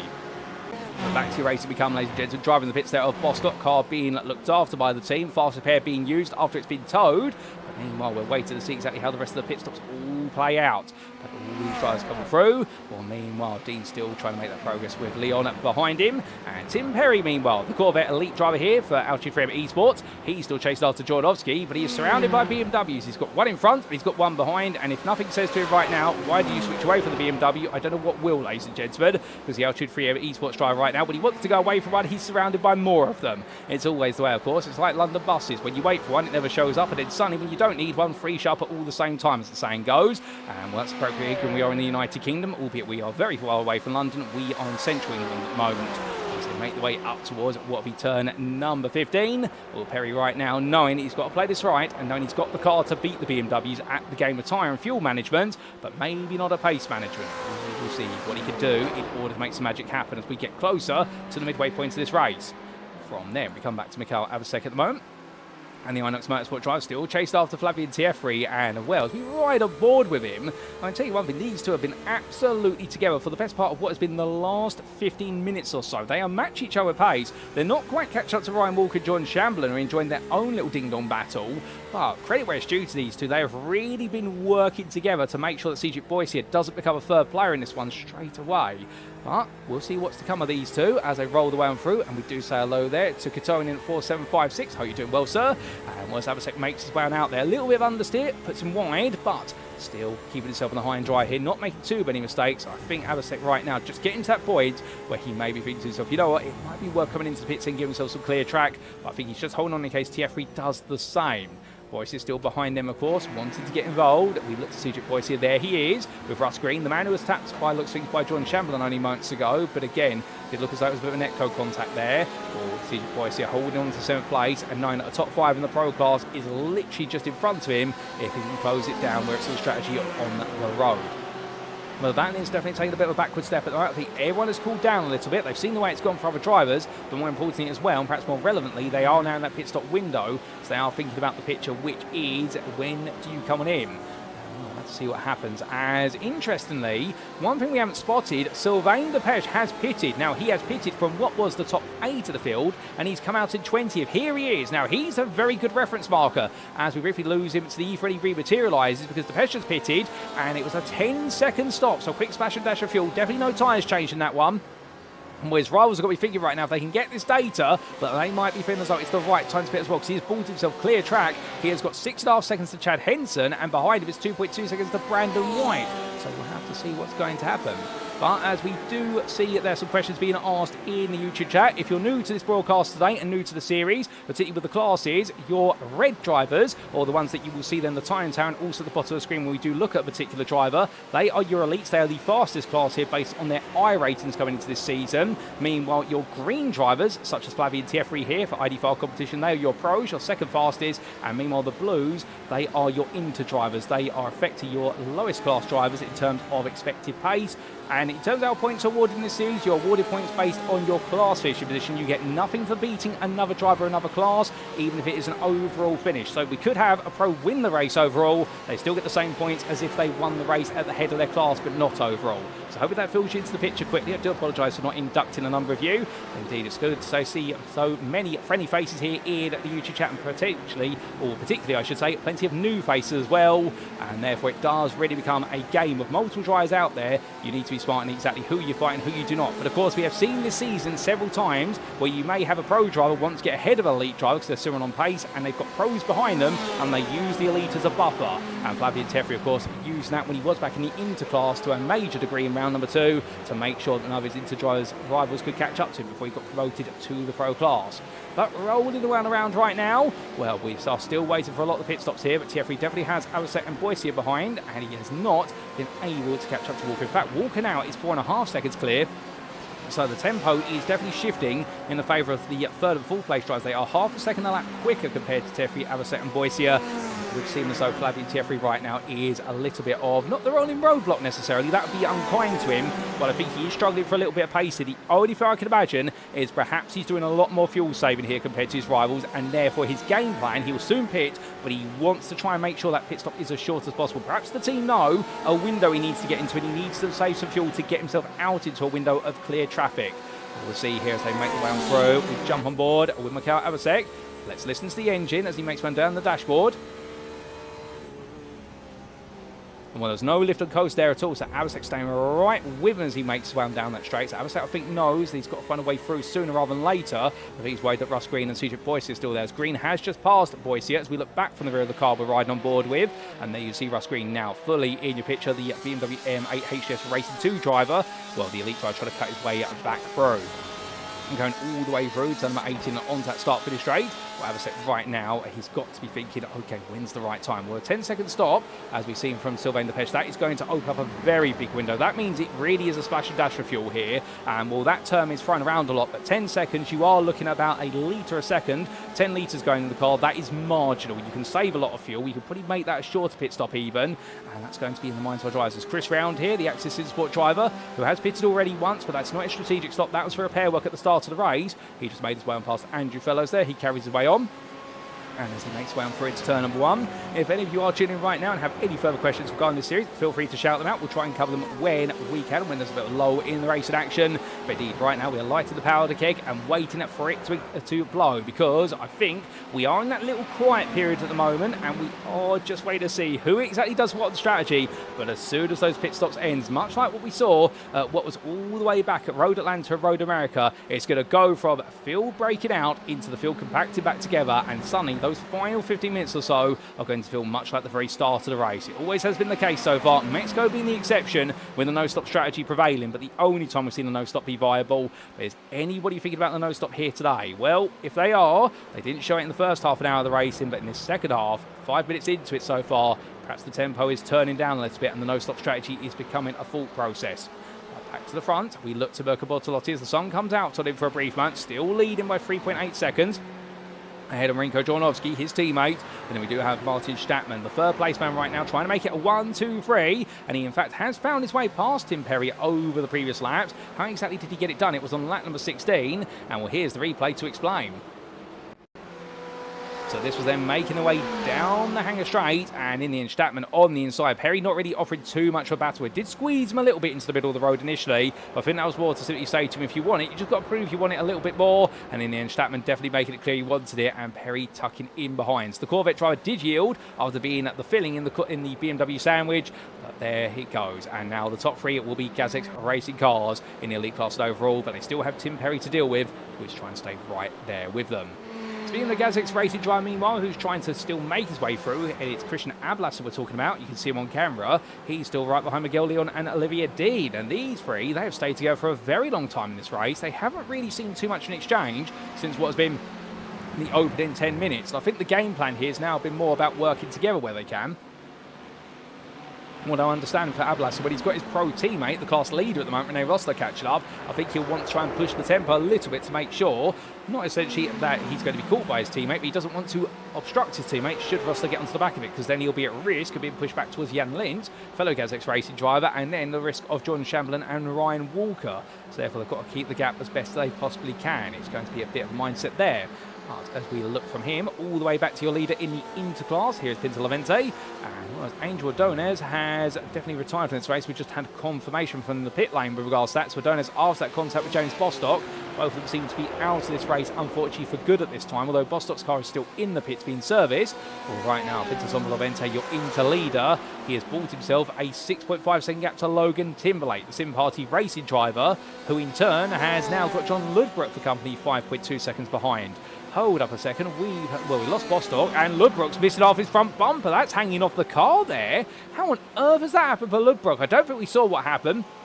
Can we get a replay of what's happened to John Ludbrook? But something has definitely received, whether the GPX SimSport Xenon machine to the rear of it, or alternatively, he's found a barrier somewhere, although if so, I'd imagine it would have been lodged in the wall, the bumper. But Ludbrook's car right now definitely not in a healthy state, and that is not going to be helping him down the straight whatsoever.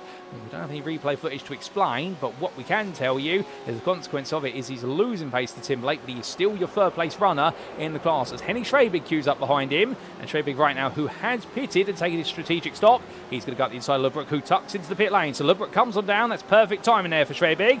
And Andrew Fellows now pick up the tempo, moving into third on the road at least for the Inters, but he's got Craig Tillotson behind him.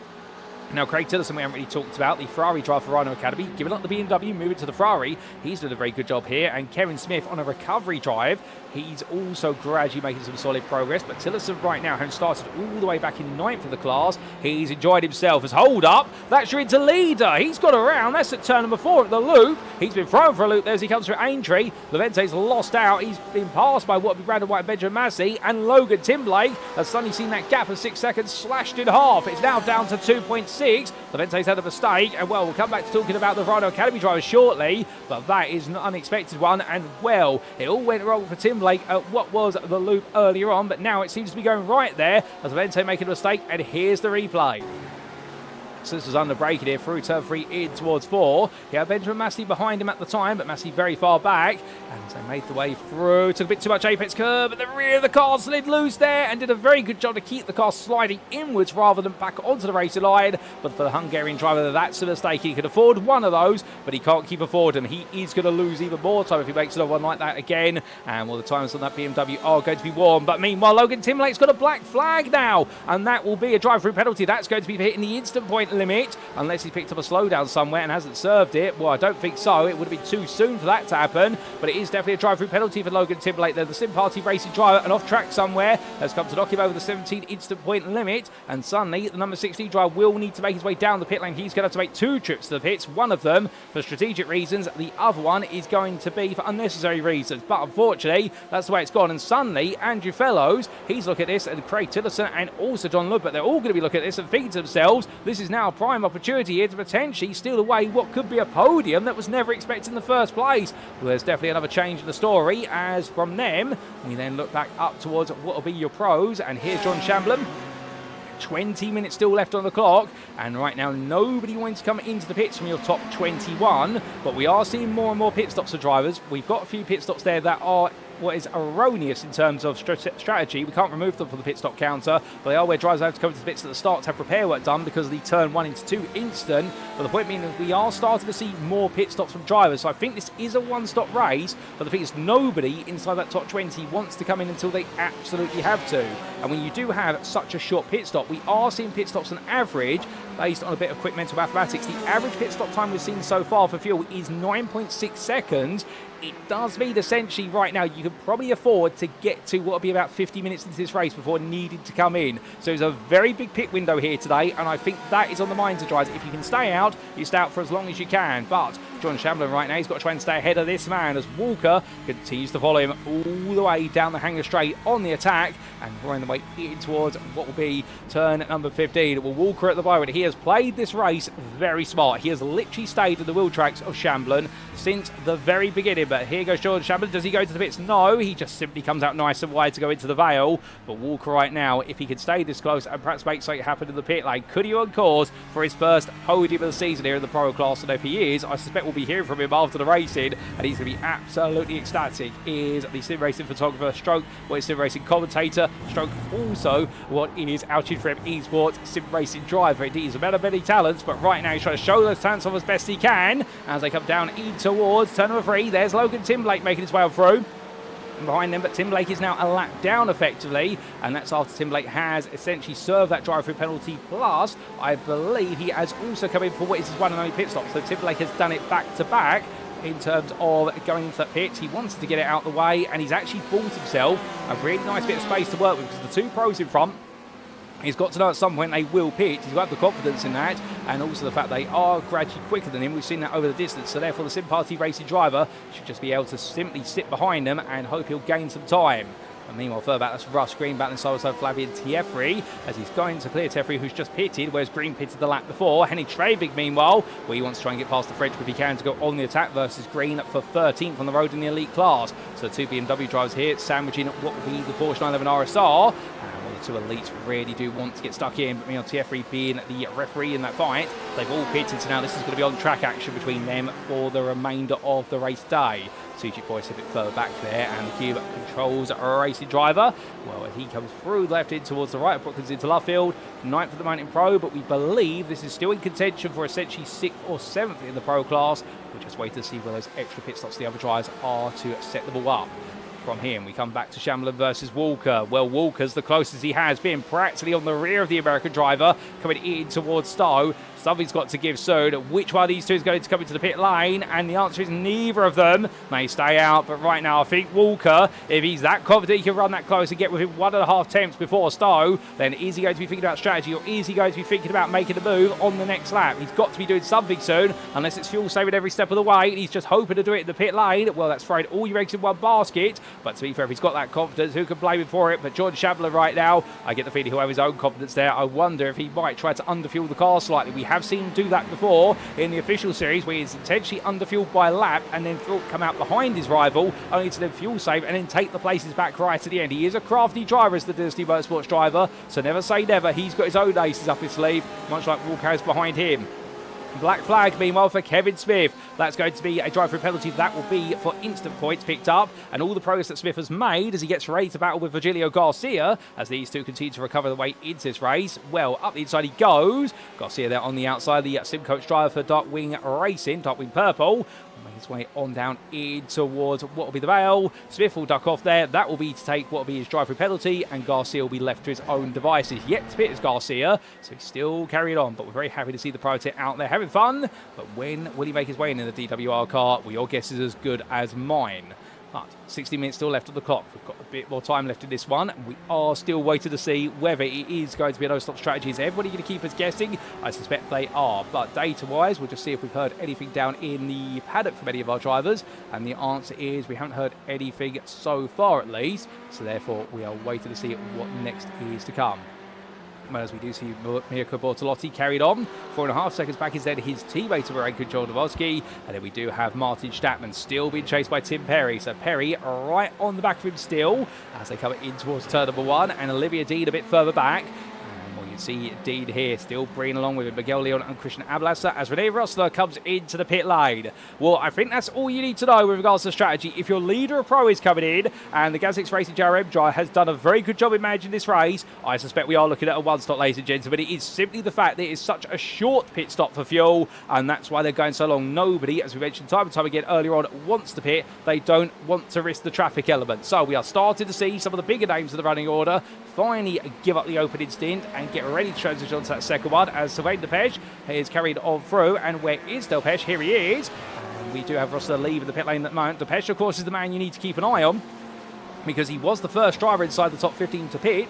He pitted from what was the top 6 elite and overall, and the GTE Racing Team driver now up into 14th place. He's continuing on his way. He's bringing Chad Henson along with him, and Henson for Los Dos Bravado following him around. Right now, Will, the Corvette driver here in the 203, he's had a very quiet race, to be fair to him, and I don't think he's quite at the pace to catch up to the guys in front, but he's not having caught up by those behind. He's put in a stellar effort, no doubt about it. I think this is going to be one of those races whereby he's just had nobody really to race with. He'll get some solid points to the board, but I wonder if afterwards he's going to feel as though this is perhaps the loneliest race he's had at Silverstone in a while, because normally we have seen him right in the fight for the back end of the top 10, but not here today, it would seem. From him, we then make our way back into what will be the interclass. Here's John Ludbrook with a fresh bumper on the front of the car. That fast repair coming in handy. The pit crew for GPX SimSport Xenon definitely having all their coffee and energy drinks. And he continues to follow Matt Broom and Adrian Block around as Craig Tillotson is into the pit lane. And he starts to make his way out of it. Where is he going to emerge here as he comes underneath the circuit and up the rise? And the answer is going to be for the Rano Academy driver. He's going to be coming out just behind Brian Beardsworth there. So he comes out in 7th place. And that is going to be for strategic positions here. We do have Virgilio Garcia, who is yet to pit, and also Andrew Fellows, who are the close ones, and then obviously our leader of Lente in the interclass. But it looks like Tillotson right now might be fighting for essentially 6th or 5th. But looking to Bruno Key, another inter driver here who has pitted, and lets the place go there to Adrian Block. Well, Block's still yet to pit. Of course, he did pit on the opening lap, but that was for the repair work after the major incident. Well, we see Matt Broom there behind, so the HS Racing drivers sandwiching the WP300 Esports BMW. But there's more pit stops going on. There's plenty of cars parked up right now, and well, the blimp camera not in a good place to see them all. But there they are: Dean, Ablasa, Lintz, Hutchinson, and Wells. They've all come in. Now, who's going to come out ahead of whom? Well, Olivia Dean is going to make his way out ahead of Ablasa as Sylvain Depech makes his way on past our static camera. There is Depech, and then there is his teammate behind Olivia Dean. But Chad Henson gets between the two of them. Is Henson coming in soon? Surely he's got to. But Dean right right now is knowing the fact that Depeche has really gained in this pit stop, and it's worked out a treat for Depeche and Ablasser in the end. Well, Ablasser did not save as much fuel compared to Dean, and the Ferrari driver has actually opened up that gap by a further 2 seconds. And so now it means we're back by a further 1.5 seconds there to 2 seconds. So suddenly Ablasser's got a bit more work to do here if he wants to chase down Olivier Dean. But there's still time for him to potentially do it, given they've got 12 minutes on the clock. And with 12 minutes here at Silverstone is plenty of time. When more pit stops playing out further down, we've got Brandon White, we've got Chris Round and Andrew Fellows into the pit. White already leaving the pit lane. Here comes Chris Round as well. Both of the victims of the early instance in this race. But right now making those extra pit stops count, and particularly Round there making his second stop. And to be fair to Chris Round, your pole sitter, well, if he's going to finish inside the top 10 here, this goes to show you should never give up. And well, understandably, I think he's absolutely gutted and he'll be ruining what could have been here today given that pole position. But the fact he's going to be inside the top 10, he's going to be happy about it either way. As we do say hello there to JG, 1977, says so late to the race. Let's go, Brian Beardsworth. Well, to be fair, whether you're late or not, we're glad to have you here with us, JG. And before that, here is Brian Beardsworth enjoying a bit of battling with Andrew Fellows as they make the way in the fight for fourth in the interclass. And Beardsworth trying to take it off of Fellows. They've both pitted, so this is for position on track and strategy. And right now, Beardsworth on the inside of the loop through to Aintree. I think Fellows is going to try and come back here with a very good run out to turn number 5. On that straight they go, as we've got a black flag for Albert Prish in the pit lane. That's a speeding into the pit lane, as all of our leaders, minus Miguel Leon, have come in. But Bearsworth goes a little bit deep there. Let's stay fixed on what's going on here. We will give you an update on what's happening in the pit lane very shortly. But Fellows right now close, but goes way too deep under braking there through Luffield. And right now it's dirty. Yeah, I think also it's just Andrew Fellows is not comfortable here at Silverstone. The GPX Simsport Xenon driver, he has struggled today. It has been a real struggle for him. And Beardsworth in here now into fourth in Inter. And with Lente into the pits right now, I don't suspect he's going to fall backwards into this. Well, Bruno Kia's also pitted, so Key's running second in Inter. Then you've got Lubret, then Beardsworth, then Fellows, and then Tillotson who's right behind us. Speaking of Craig Tillotson, here he is in his Ferrari. We'll ride on board Fellows' car, but you see that Ferrari very proudly in your picture. And well, Tillotson here trying to make sure it's a 5th place finish. For Fellows, in his struggles, well, that 5th place may go into the hands of the Rhino Academy driver sooner rather than later. But we'll have to see what's going to come of it, as Beardsworth is going to be given a bit of breathing room here as they make the one to Johnny Walker Bridge. Now getting ready for Stowe. As Tillotson on the attack of the Ferrari, he's definitely feeling comfortable in this car. And well, it does seem as though the switcher machine has helped him out massively. That's why we do offer one car swap over the course of the season. It's not necessary for drivers to be able to switch to what would be perhaps the most effective car at a given circuit, but also the fact it hasn't worked out for a driver over the season, they've got that opportunity to move to a different machine. Because a lot of these drivers, they will not typically be used to racing GTs. They'll be more familiar with GT3s, but of course they are quite different cars. GT3s replacing the GTEs in both the IMSA Sports Car Championship and also in the World Endurance Championship as of 2024 onwards, because these cars were retired in 2023. Their last hurrah, of course, with the final race of their campaign being won by the Iron Dames team in the GTE Pro-Am category in the World Endurance Championship, and I do believe that was at Qatar, unless I'm very much mistaken. As Craig Tillotson goes on the mission to chase down Fellows and Beardsworth, still more fighting to come from these guys, but we promised you a bit of an update what's going on at the front of the field, and well, here comes Bortolotti and past Miguel Leon, who's in the pit lane, and then there's Marinko Jornovsky, then Martin Stattmann, then Tim Perry. They've all practically had identical pit stops, and Miguel Leon, meanwhile, has been serviced, so he starts to make his way up to speed. Where is Sylvain Depeche in all of this? Well, Depeche is making his way on the start finish straight. It's going to be very close between these two, as we do see Depeche then get ahead of Miguel Leon. So, Sylvain Depeche, by pitting the earliest of the group, pitted on lap number 14, whereas the rest of them have pitted on laps 24, 25, or 26. He has moved back into 5th place. A lovely bit of strategy here from Sylvain Depeche, going for the undercut, and well, Cube Racing Team will got to give themselves a pat on the back here for the 281 driver, because they picked the risk, and they absolutely nailed it. They found in the space on circuit, and he's had an uninterrupted race. He has not found any traffic over the course of what has been effectively 30 minutes or so of driving since his pit stop, whereas everyone else has been stuck in packs. They have been able to save a bit of fuel, but to be fair, Depeche has made it clear for Miguel Leon, and therefore this 5th place could be his now, unless Leon can catch up to him. But many of you may be wondering, well, what exactly is happening in the fight for 3rd in the Pro class? Because we had Chamberlain and Walker close together, and the answer is it's been a swing of 1.5 seconds into the hands of John Chamberlain at the moment, but Walker is still with him. And Ryan Walker having a quicker pit stop as well, but once they've gone onto circuit, I think Walker's just had a bit of difficulty getting the tyres back up to temperature, where Chamberlain has been a bit more comfortable. The Porsche is known for having a very good tyre warming cycle, whereas the Ford GT by comparison is a little more sensitive on the tyre heating initially, and Walker's still on a mission to try and get back at him. Further back, we do have here was a 3-way fight for 10th place in the elite class. as we do see Russ Green, Jack Wells and Henny Schwabig all together. And well, these three drivers have all had very different stories. For Russ Green and Henny Schwabig, has been races that have either gone forward or backwards, particularly Schwabig has gone a long way backwards compared to where he started. Jack Wells, meanwhile, he started from the back of the field. He's made his way all the way up to this point. They're all having fun out there either way.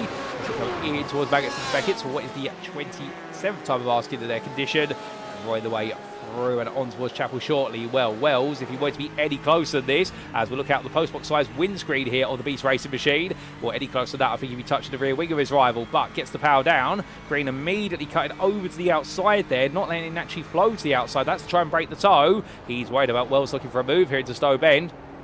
And Wells getting a lovely little bit of a tighter apex there, and that switchback's going to help him out as into that brake's on the go, looking up the inside. It's going to be all in into the Vale, and in the end, Wells will take that place. Lovely textbook move. Russ Green right now gets back on the back of him here as they come on towards Abbey, down towards Club, and then Abbey, as they make their way out to that right-hander. Well, in the end, it is going to be Wells who gets clear of him and makes the magic happen. As you can see, a bit of shake from side to side there from Jack Wells. I think that might be, well, there's a little bit of tease in there with regards to Russ Green, saying to him, finally got past you, but I wonder if Green's going to try and come back at him now in towards turn number 3. The answer is going to be no, he does not. Wells, the end, just hold his ground, and Russ Green, for all the speed that BMW's got in the straight, it hasn't quite got it in the low speed corners. Now, one other update we did need to give you is what happened to other drivers in the pit lane in the elite class. We did have a black flag for Miguel Leon. We believe that might have been for speed in the pit lane, and that is why Leon actually has had to make 2 trips to the pit lane, unless I'm mistaken. There was one car in our lead group that did pick up a black flag. We believe it was Leon's car, but we're not 100% certain on that. I think it's been a bit of time, but that's just one thing to know. Otherwise, there's not been too much change up towards the very front of the field in terms of your top 9 of elite drivers and overall. Rene Rustler, meanwhile, he's now 10th, your leading pro driver, and he has effectively been dropped by the elite. So at this point, it's now a 5-second gap between him and the second place man in pro. Coincidentally, his teammate of Jan Lintz, we see there in the rear of the picture. And there is Lintz right now for GazX Racing JRM in a slightly different livery machine, but still carried on. And then we do have John Shamblin and Ryan Walker all together here right now. Your top 4 are pro. To be fair to them, separated by only 10 seconds in total. It's lovely to see them be so close here. And also the fact we do have a very different mix of drivers up towards the front of pro today. Rene Rosler, one of our stalwarts at the front of the field, to be fair to him, of course, here, I believe, to pick up what will be his first win of the season. Yes, it will. He's always been a second place man, but never the winner. Jan Lintz as well, he's put some great performances over the course of the season, but he's had a lot of bad luck that has come with it. And Lintz in particular, last time out, had a 3rd place in Mexico, but that was his first podium of the season. And then we have a debutant here in the forward, John Shamblin, and Ryan Walker as well. Well, he's yet to take a podium, and the man who moved from elite to pro, well, right now, definitely the switch to pro has helped him out considerably in terms of feeling comfortable around his rivals. And right now, the Altitude 3M eSports driver here, only what is 6 tenths away from potentially taking his first podium of the season. Can he do it? Can he find a way past Shamblin? John Shamblin, to be fair, well, he's absolutely jumped into this. He jumped right into the oven, and well, he's survived it very well. He's feeling toasty out of the circuit. I think they all are right now, with regards to their tyres. The fighting definitely build up to a bit of crescendo between them. But from then, we come back to the 10th through to 12th fight in the elite class. And after Wells found his way past Russ Green in towards the Vale, well, Schwabig right now in the back of the Australian driver, but these three still glued to each other. Indeed, I don't think you're going to unstick them for any time. In terms of other battles that are going on out there, well, we can tell you that Chris Round has found his way in the end past Brandon White. In fact, that happened 2 laps ago. We might be able to get you a quick replay of that. But otherwise, most of the battles now have calmed down. We're not going to see really any change here beyond what we're keeping an eye on our screens. It does seem as though all the fighting has come to a halt. But speaking of the Round versus White battle, here's how it concluded. So this was Chris Round making his way up into the corner. In fact, Brandon White, going very sideways there at Stowe, and in the end got it caught back together, pretty much doing what Eddie Theobald did earlier on, and Stoles it out very well as the ID5 competition driver. But for Brandon White, definitely a place lost there, but he was doing well to break away from Chris Round, and in the end, unfortunately, did not find a way to hold on to that gap for as long as he would have liked, with only 6 minutes left on the clock back then. But back to live pictures we go, and right now Schwabig falling back a little bit from green, and Wells still ahead. The gap between all 3 of these cars, 7 tenths from car to car here. They are equidistant and equally matched. And well, from Shamblin to Walker, here is Shamblin coming off for Stowe.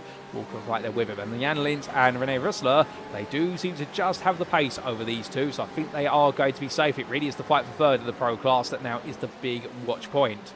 But coming from them, we come back into the elite class for a brief moment. There is Olivia Dean, but look who's growing quick on his back. It is none other than Christian Ablasser. And Ablas right now, 9 is only going to be, most likely, the current lap, plus 1 more to go. We are going to get a 31st lap in here, and Ablas wants this place back if he can. Olivia Dean, to be fair, started in 5th. 7th is where he's going to finish at the moment. That'll be his best of the day, but he is going to be happy at this one, given how it's worked out, and the fact this Ferrari, well, it's definitely proved itself to be a very quick 1-lap pace car, but over the distance at Silverstone in the elite class, it has not been as quick, perhaps, as he would have liked it to be, but for Dean, it's going to be another solid point score. But can Ablasser potentially spoil the party here and force him back 1 place? Well, for Christian Ablasser to be able to do so, he's got to get a bit closer. He needs to be really within 2.5 tenths on the run of a stretch in order to be able to think back, because this Ferrari does have a lot of top end speed, as we have seen so far for the French, but he is trying to pull away at the stable. But coming in towards what will be Kopp's corner, where it's a good run there for Ablasser, runs out a little bit wide. Still within 3 tenths here as they power the way along, and well, switching from one side to the other, coming to Maggots into Beckett, and Ablasser right now doing everything he can to bring that gap down. It does seem as though the pace of the car just stayed right there all the way onwards. From them, meanwhile, we look back to Ryan Walker, as we do see him chasing after George Shamblin with 1.5 minutes left on the clock. These two drivers absolutely push each other along, but Shamblin still holding on to that 3rd place of the Pro Class right now. And well, our leader has gone on to the final lap of this race. There goes Bortolotti on screen as he comes up through the Italian driver. 1 more towards Silverstone to go. And Mariko Jordowski and Martin Stattmann, they are not too far behind here, and it will be a 1-2-3 for the team once again. But we will leave it to that final lap as Tim Perry tries to spoil the party there in the Altitude Freedom Esports Corvette. But I don't think he's going to be able to get close enough here. I think that gap is just too much for him to bring down in what will be this final lap unless one of them makes a mistake. But to be fair, when do you normally see a GazX Racing Team try and make a mistake? The answer is it's very rare, as for this season has shown so far. We will see whether there's any last twist in the tail. In the interclass, we do have John Ludbrook getting very close to the back of Bruno Key here with a lap to go for these two. Given the fact they are still on the lead laps, they will be doing this one plus 1 more. And Key is only 7 tenths up the road from me. He has been closed at a rate of 3 tenths a lap, and he now has got the draft in his side. So therefore, he'll definitely have that position in his sights if he can. But for Ludbrook, he's going to have to find a way past the straight line speedery of what will be that BMW M8 and Bruno Key right now, where he knows how to use that M8. We've seen it this season, and he's on course for another podium here, and one that will be justly deserved is so. But Ludbrook wants to try and make sure he's the one who takes that 2nd place spot, as neither of them are close enough to Levente in front. But the clock goes to 0. We are therefore on this final lap. 31's the maximum we get. And these two are going to carry on their fight for that final lap as they make the way through. But meanwhile, ladies and gentlemen, making his way up in the Stowe corner, there's your leader. And Mariko Jordowski a bit further back, still bringing Stattmann and Perry along with him. But they are staying stationary at the moment. It looks so here. They're locked into their places, the remainder. And that leaves us to say, as he brings his Ferrari through Vale, well, for Mariko Bortolotti at Mexico, it was a no-stop that was worked out perfectly. And here today, with the one-stop at Silverstone, he's made it work a treat. GazX Racing MCM's Mariko Bortolotti takes victory in the United Kingdom ahead of Mariko Jordowski, who comes on home 8 seconds behind. It is a 1-2 for GazX Racing, and make it a 1-2-3 because Martin Stattmann comes up in 3rd place over in the elite ahead of Tim Perry on his switch to the Corvette. It's definitely worked out nicely for him today. Sylvain Depeche, well, what a gambling strategy. He went for the undercut, and it guarantees him a 5th place just ahead of Miguel Leon, who finishes 6th behind for Relentless Esports. But the Cube Racing Team will be absolutely proud of that for their driver. And then Christian Ablasser didn't have enough in the tank to be able to hunt down Leon in the end. He settles for 7th, ahead of Mark Hutchinson. He comes through in 8th there, picking up the place from Olivia Dean, who's picked up a black flag at the finish. And then Renee Rosler, it's a return to the podium, but it's a win for the GazX Racing JRM driver. First win of the season. He is no longer the bridesmaid, he is the bride. What an effort from the Austrian driver in the Pro Class, ahead of Jan Lintz, who makes it a 1-2 for GazX Racing JRM. And Jordan Shamblin, on his debut, takes the final spot on the Pro Podium. What an effort for the Disney Motorsports driver. Just hold off Ryan Walker. Both of them putting together an incredible display. Jack Wells will come home in 14th place, just ahead of Russ Green. But meanwhile, what about the interclass? Well, he's been around, he's been down, and at some moments, many would have thought he would not have been able to make the ground back up. But for Pinto Levente, it has been a race which has tested the distance, and he is going to now make it a 3rd win in the interclass for this season. He comes home in 25th place. What an effort from the Hungarian driver, and he will be just ahead of Matt Broom, who comes on home there in 26th, always 11th in the Pro Class. Solid points in the HTS1 try, given how it's gone today. Bruno Key will be your runner-up in Inter, just hold off John Ludbrook to the line, who rounds off the Inter podium. Ludbrook returns to the podium, as does Key. Both of them there earning the right to do so. And Brian Beardsworth, what a drive from him. Not quite the podium in Inter, but taking fourth in the class ahead of Andrew Fellows, who rounds off the into top 5. He makes his way back into that top 5, and for Fellows, I think that might be a result he's definitely needed to give him a kick going forward into the season. Unfortunately, Craig Tillotson couldn't quite take that top 5 off him, but the Verano Academy driver on that switch to the Ferrari today, it definitely has worked out for him. He'll be pleased as punch for that result. Ahead of Adrian Vlok, who comes on through in 32nd. It all went wrong in the opening corner, but to be fair to him, he didn't keep up. He absolutely dug in, and will the HS Racing 1 driver be happy with that? And we had Logan Timberlake just behind him, a lap down to the end at 33rd. But goodness me, ladies and gentlemen, what a race it has been. And as Silva tries to make the way to the pit lane, well, definitely has been a round to be remembered here at Silverstone for all the right reasons, where it be the drama at the start, all the way through to some classic battle in action. It's what Silverstone delivers, and it is why it is the home of British motorsport, with the BDRC, the British Drivers Racing Club facilities right by the circuit. And as they all cool on down, well, for Jan Lintz, what a drive from him. Made his way onto that podium, and for Lintz as well, given the fact that for Rene Rosset's the first win of the season, for Jan Lintz it's the first time he's finished second in the pro class. It's only his second podium as well. So the GazX Racing Team JRM really enjoyed their performances in the pro class today, and they'll be absolutely ecstatic about that. And John Shamblin, well, for him, it's just been a debut, but it's been a debut to remember with that third place of the class as he heads towards the pit lane. But as they all cool them down, without further ado, ladies and gentlemen, let's take a look to the scenic view. And with it, let's take a look at those race results, subject to Eddie Stewart's inquiries.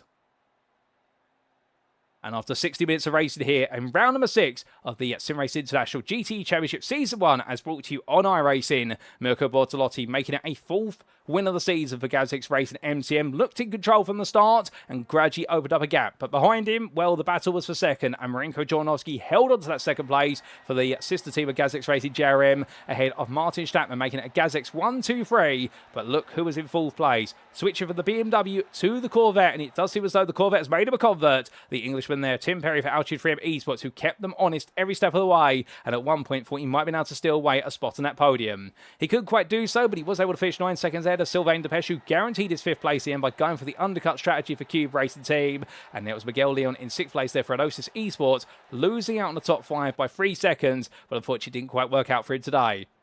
Christian Ablasser finished in 7th there for GazX Racing MCM. A great effort from him, coming on through to secure some solid points ahead of Mark Hutchinson, who enjoyed plenty of fighting with the pros as much with the elites for Altitude Freedom Esports. And it was your pro winner of Rene Rissler, who finished in 9th there for GazX Racing JRM, and with him, Jan Lintz, a further 5 seconds behind, a 1-2 in the pro class for the team. And what a drive from both of them to complete that top 10. Jordan Shamlin took best of the rest in 11th place there with overall, but 3rd place in the pro class for DSD Motorsports ahead of Ryan Walker. The two separated by only 4 attempts at the finish line. The Altitude Freedom Esports driver then being followed by Jack Wells, who came all the way through from 42nd on the grid to finish 13th. What a monster of a drive there for the Beast Racing driver, living up to his team name, I can tell you that. And he was just ahead of Russ Green and Henning Schwebig, with the HS Racing 2 driver being sandwiched between the beasts. Now we did see Flavian Thierry in 16th there, the 5th of the pro drivers, and given how his race started, I don't think you'll be upset about that. He was ahead of Mikhail Abasek, which had Henson, Cedric Boyce and Benjamin Massey completing that top 20, and Massey having a very up and down day today. It did seem as though he enjoyed what was the race and made some steady progress. Outside that top 20, in 21st overall, it was Olivia Dean, who unfortunately having a bit of a dismal end to his race, but it was looking so good early on. And I do believe that's the black flag, essentially, that you picked up on the final lap, a drive-through penalty that he couldn't serve, and therefore it's been converted into a post-race time penalty. Behind the Cube Racing Team driver was Chris Round, the pole sitter of the pro class, who in the end did well to recover to 22nd place, ahead of Brandon White. Then we did have Albert Prish and Pinter Sombolavente, your Inter winner, completed at that top 25, the privateer. What a day from him. It wasn't perfect, but to be fair, a win will make it feel perfect and worth every moment where it did go wrong. He was ahead of Matt Broom, and then we did see Bruno Key, your run-up there in the Interclass, the We Pay 300 esports driver, silently make his way forward. And he has this habit. I wonder if we'll get to talk to him today, because I do hope we get to, because he really does have this habit of just sneaking his way onto the podium. I don't know how he does it. John Lubret, meanwhile, rounded off the elite podium finish there in 28 for GPX Sport Xenon, in a race to shout home about, despite the front bumper coming off the car at one point. And then Brian Beardsworth and Andrew Fellows completed your top 30 and your top 5 of Inter drivers. Outside the top 30, meanwhile, we had Craig Tillotson in 31st, just missing out on the top 30 by the best part of 3 seconds, but ahead of Adrian Vlok, and it was a lap down for Logan Timberlake, Kevin Smith, Virgilio Garcia, Robin Noel Brown, and then we did sadly have the retirements of James Bostock, and Angel Ordonez, the two of them having that coming together at Brookland, which really scuppered both their races. Also retirement for Liam Kelso and Eddie Theobald. And we also did have dismal days for Chris Susky, Matthias Pettinger, and your open lap retirees of Joris Peters Veem and Chris Keenan. Coming on to the individual finishing positions in the classes, this is where the points are made or lost, so these are the most important ones as always. We begin with the elite class.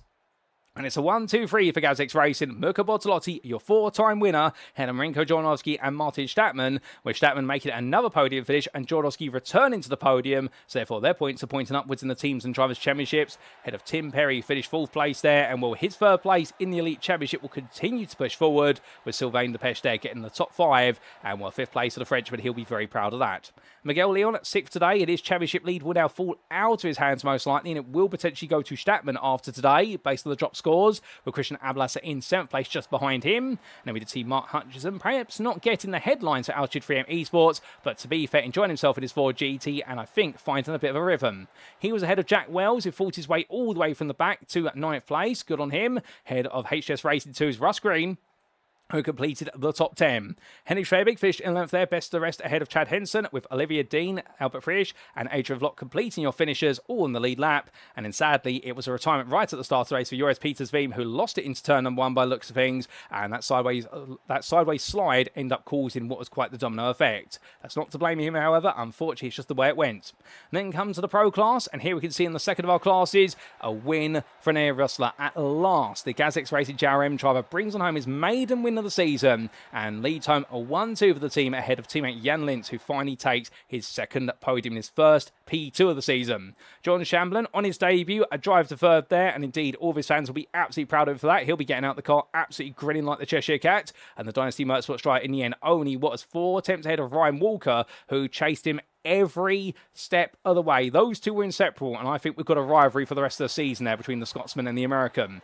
Finally, Altitude 3M Esports driver was RD5 Competitions Flavien Tiefri, who despite a difficult qualifying session and a difficult start to the race, finished inside the top 5. Good on him to do so, but only 2.5 seconds ahead of Mikhail Avasek, who really impressed today when Inox Motorsport did seem to be down for the count, ahead of Cedric Boissier, with Benjamin Massey there recovering to 8th place ahead of Chris Round, and Brandon White rounding off that top 10 for ID5 competition. Matt Broom was 11th, best of the rest ahead of Robin Noel Brown, who was a lap down, and it was the retirements for Angel Ordonez, Liam Kelso, and Matthias Pettinger. And then we come to the interclass, last but by no means least, and here we can see Pinto Sombolavente, your winner today in the interclass, winning by 11.5 seconds, but what a story it was. In the end, not expecting perhaps to win, particularly with the battles he had early on with Logan Timberlake, but he found a way to lead, and that he did all the way to the finish. Bruno Key sneaking his way into second there for WP at 300 Esports with smart strategy ahead of John Ludbrook, who almost took that second at the end, but didn't quite have enough laps to do so. The GPX is what Xenon Drive finished off the podium, however, and he'll be happy with that.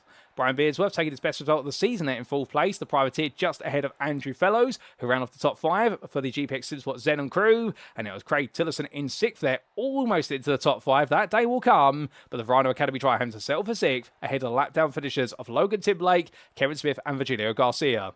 James Bostock, 10th there, but a retirement, unfortunately, after that contact with Angel Ordonez, and then we did see Eddie Theobald, Chris Susky, and Chris Keenan also add their names to the retiree list.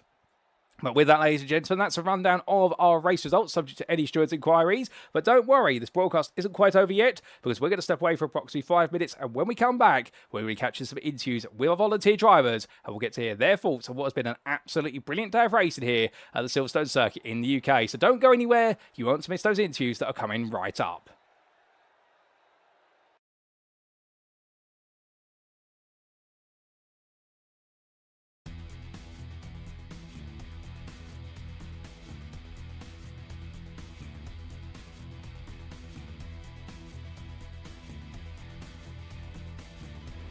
And it's lights out and away we go for our season opener as Stattmann gets a good start, but look alongside him and you'll see there Milton Tomlinson Dennis immediately go on the attack into the braking zone. One drive into the grass already, that's Mikey Story, but 3 wide they come into the opening corner. That's a bold move there. William Humphrey makes the place as they make the way through in towards turn number 2. I think the Altitude 3M Esports driver here might just be fancying his chances once again as they come into the braking zone now for turn number 1, and as they make the way from right into left, well, Hayden Miller here side by side with him. They'll go all the way through to turn number 3, and And Saunders does take the place there. That's for overall position, not for pro position. Saunders is the pro leader, but he goes a bit deep there in 3 to the inside of 4 then. And Miller right now enjoying this. Saunders enjoying it. A little bit of rub and contact between the two of them, but nothing wrong with a bit of bump and grind between the two Ford, for the Ford and the Corvettes, the two Americans I should say. And with those two Evo drivers in front of them, they're just, you know, they're realistically in a completely different race.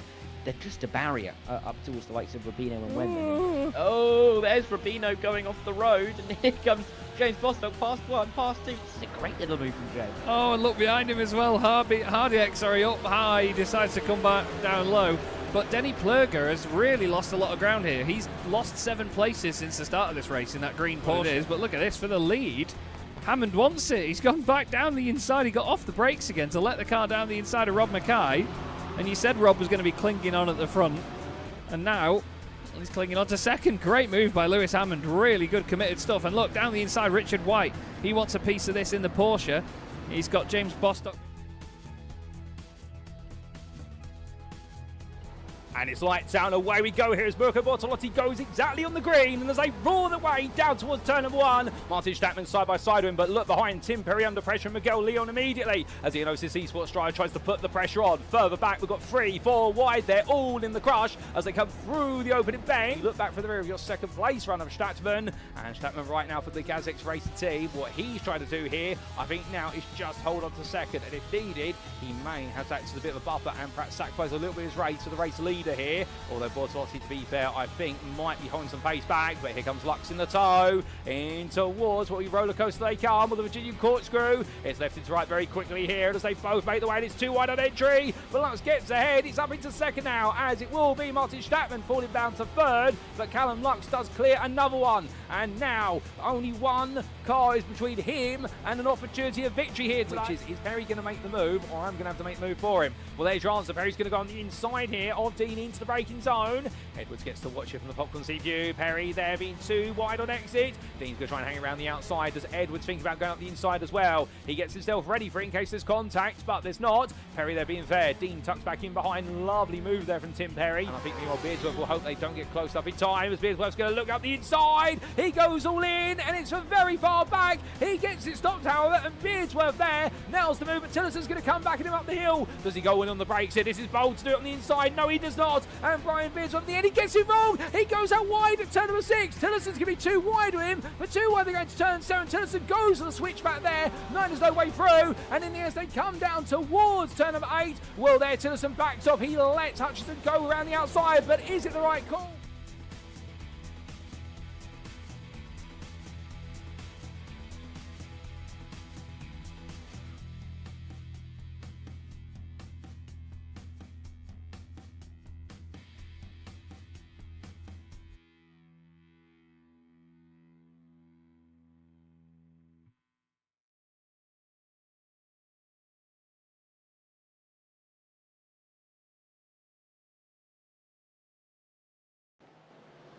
And so, ladies and gentlemen, it's time for our post-round interviews, and let's jump right into the thick of it by coming to the pro class, and we're going to be talking to none other than what will be Ryan Walker as he joins me now in the interview room. Good evening to you, Ryan.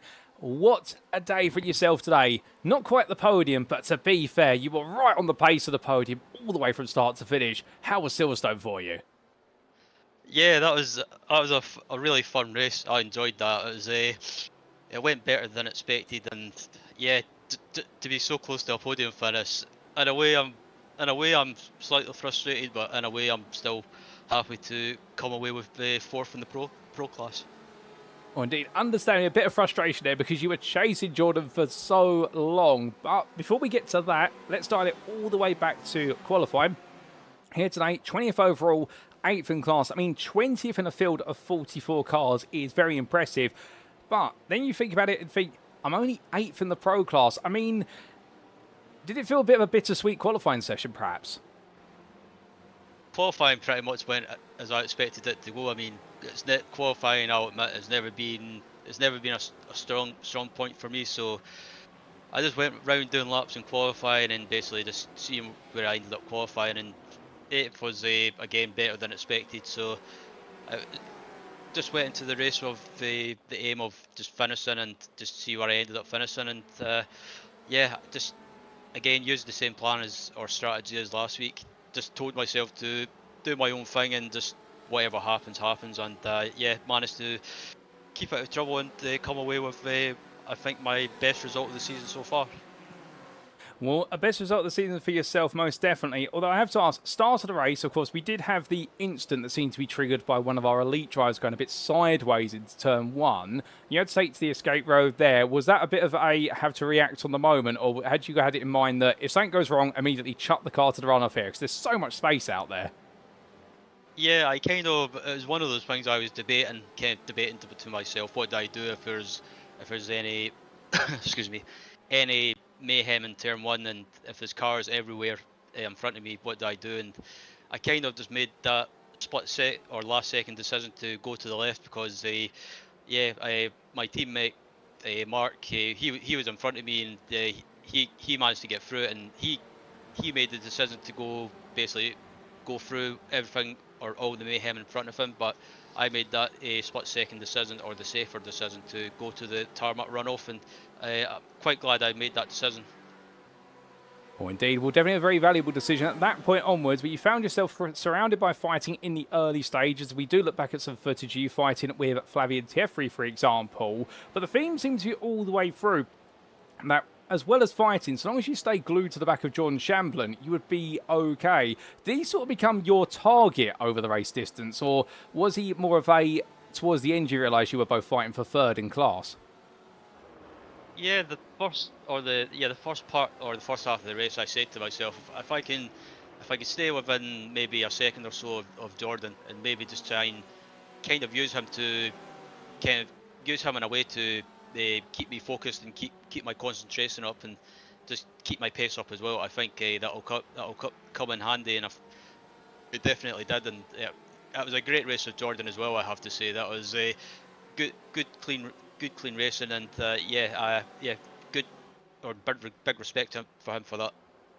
Oh, 100%. It really was one of the big highlights today, seeing the two of you. I mean, for what was about 20 minutes into the race through to the very end, separated by no more than a second over the distance.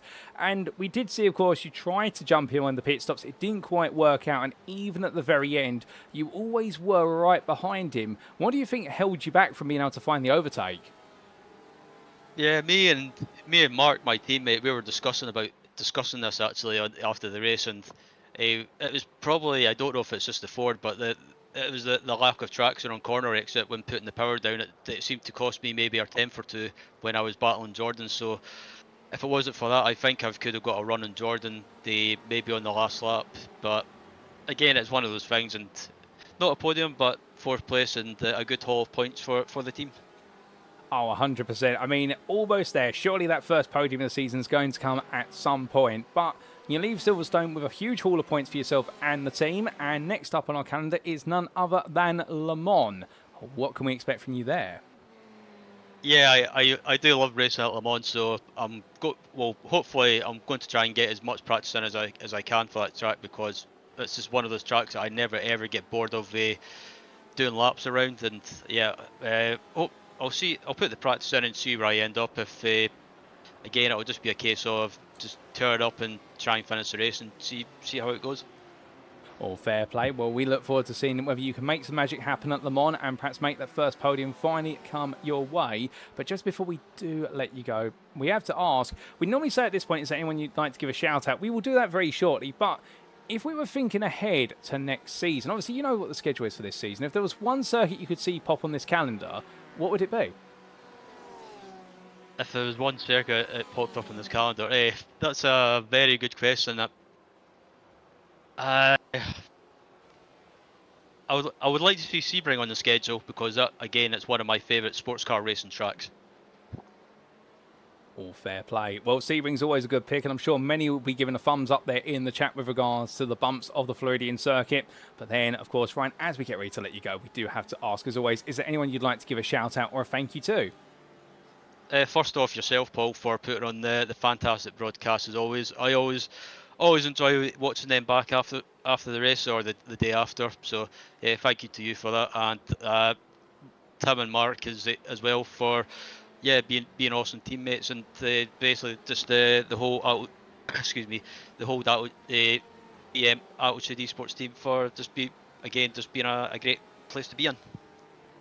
Well, Ryan, we have to say a big thank you to you for joining me in the interview room. It's always a pleasure to have you join me, and well done today on a season best performance. Indeed, you really set up the timings out in the pro class. I'm sure that podium is only a race or two away. But with that, we'll leave you to it. Congratulations, rejoice and revel in the result, and we will see you at Le Mans in a week's time.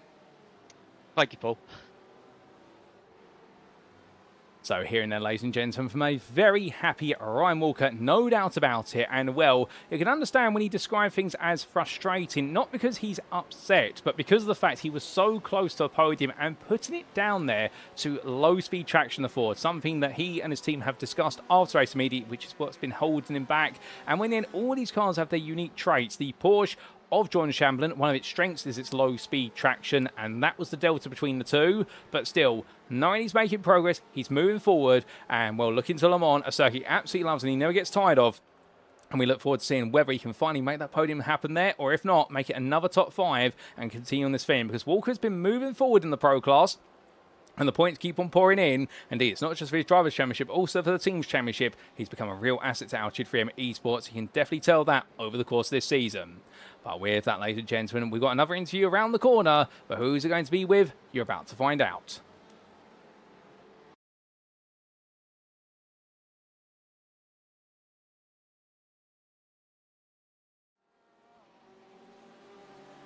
And so, ladies and gentlemen, we make our way from the pro class to the interclass, and joining me in the interview room now is none other than Bruno Key from WP300 Esports. Good morning to you, Bruno, and what a drive from yourself. Second in the end, another podium. You must be happy. Yeah, thank you, Paul. Yeah, it's the hard race, but yeah, without any trouble on the podium. So I'm happy for this. Oh, indeed, we're happy for you. In qualifying, 6th on the inter-grid, were you happy with your qualifying session? Yeah, for this track, I still find the qualifying pace, because in the last 2 weeks, I have a better qualifying result, but not the good result in the race. So for this race, I just try to keep the same pace for the race and for the qualifying, so P6 is enough for me. I see, and well, 6th place was enough, but start of the race, big incident happens. Where were you in that incident? Yeah, I saw a lot of contact on my front, so I just tried to find the space to get out and to the without any trouble. Just luckily, because I saw a lot of contact nearly for my car. I see. Well, you managed to avoid the contact, and then as the race went on, we saw you pit early to undercut the field. Was that your plan? No. For my plan, it's the normally pit stop, but I saw the Ryan pit early than me, so I think I need to keep the front to him. So I just to the next 2 laps I decided to the pit stop. But luckily, after everyone pit stop, I am in the podium. So it's the surprise for me, because I not to thinking I can to keep these positions. Well, to be fair, you may have surprised yourself, but the strategy worked, and we got to see you have quite a comfortable finish to the race. Although, towards the end, John Ludbrook was catching you. Was he scaring you a bit? Yeah, in the end, my tires all was gone, so I just to try to keep the car on the line, and I saw the joints coming, just to try to everything to keep the positions. Well, you managed to, and with it, you've taken another 2nd place, your 2nd podium of the season. Although I have to ask, when can we expect you to take a win? I will try. Maybe next one. All fair. And next up, of course, is Le Mans. How are you feeling for the French circuit? For my side, I like this track, but I still need to find my pace on the track because in the other cars I don't have any fastest pace. But I hope next run I still have the strategy can help me to keep to the class to podium or the win. But we will see. Oh, indeed. We'll see whether you can make it happen at Le Mans. But just before we do let you go, is there anyone you'd like to give a mention or a thank you to? Yeah, for this race, I would like to thank you to with Andrew, with Brian. We have a lot of maybe last week we had a little bit contact, but for this round we have good battles in the first laps. But it's very good, happy to battle with others, and for this championship, it's very close. So I'm happy to there, and I'm happy to can improve every round for this championship for this season. So I'm happy, and thank you for everyone.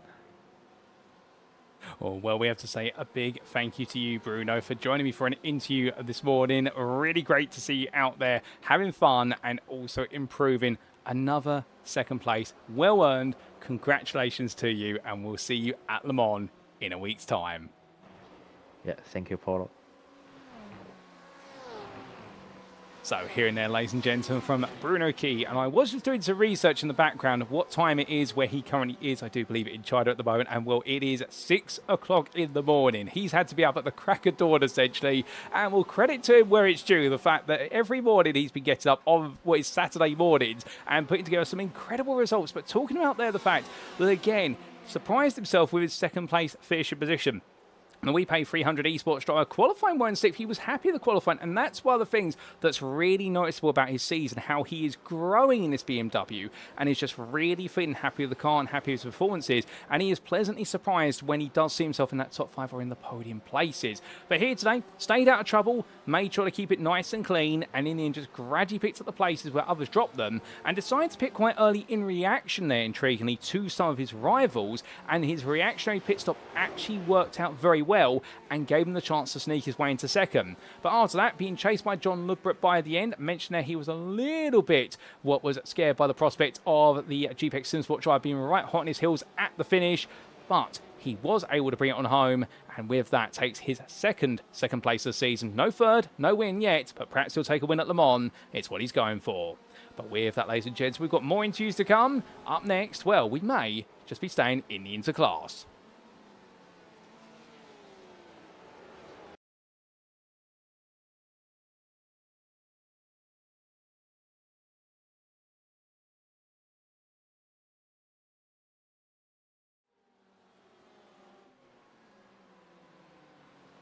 And so, ladies and gentlemen, joining me now, your winner in the interclass state. You've heard from your second place man, so it's only right we go to the top step. It is Pinta Sombolavente. Good evening to you, Pinta, and well, you've made it another win. I do believe now that's your third win of the season, but I think this one's going to feel a little bit special because of how hard you've had to work for it today. Hello, good evening, everybody. Yeah, it was by far the hardest race for me in this season or in this league so far. Like, it was very sketchy. In the end, yeah, I'm very grateful for P1, but I think it came down all about it was all luck. Like, especially turn one. Turn one took Kevin out of the race. I was really disappointed. I thought we could have a great battle. I think he would have been faster than me, absolutely. So yeah, turn one was a nightmare. Like I had to choose a direction and pray for the best. I was very lucky, and the car was very sketchy. But I heard from the others that like they were struggling a lot. Also, I was really struggling. I was spinning. So yeah, I'm very grateful for P1 for the points in the championship, but I'm not really satisfied with my own driving. I think I made a little bit too many mistakes, too many spins, and it was just luck that kept me in the position. Well, they always say there's got to be a bit of luck. Well, I believe the saying is it's 90% skill and 10% luck in order to be able to achieve a win in anything, and they go hand in hand. But just dialing things back to qualifying for a little bit, second in class in the end, and Kevin Smith on pole. I mean, Kevin did take pole, but not by the biggest of margins. Was that a surprise to you, where you thinking to yourself, you know what, he can take pole in that Porsche, but I'll beat him in the BMW in the race? I wasn't expecting, to be honest, much from this race, from this week's race. I started practicing on Wednesday, and from the first laps, I didn't really feel connected with the racetrack at all.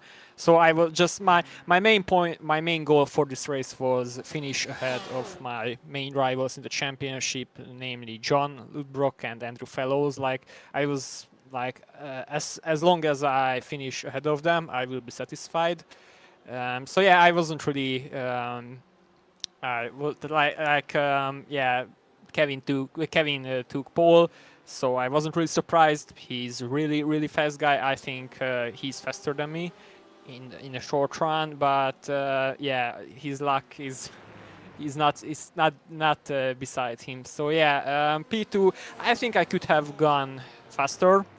I was always, not always, but most of my flying laps I was up 2 tenths, 3 tenths, and in the last few corners, especially the last corner before the chicane, if I could say so, like that was my main nemesis. It was either off track or I left so much time in that. So yeah, I think I could have gone better in qualifying, but in the end I just couldn't put together the lap. And even if I could have put it together, I think Kevin would have still been ahead of me. All fair, and well, appreciate your honesty with regards to qualifying. Let's talk about the race then. Obviously, big incident into turn 1. It caused the field to scatter. You were able to move forward a degree to it, and very quickly found yourself battling Kevin Smith for the lead. I mean, it looked as though you went all in for it at first, but you then had both Smith and Logan Timberlake chasing you, particularly Timberlake, who was all over you for the best part of the opening 20 minutes. Yeah, to be honest, I think Kevin was taken out in turn 1. I'm pretty sure about that, so he wasn't in the fight. Yeah, it was mainly Logan Timberlake. And maybe John, I don't really remember. Like I shout out to Kevin. Shout out to Logan. He was defending very good.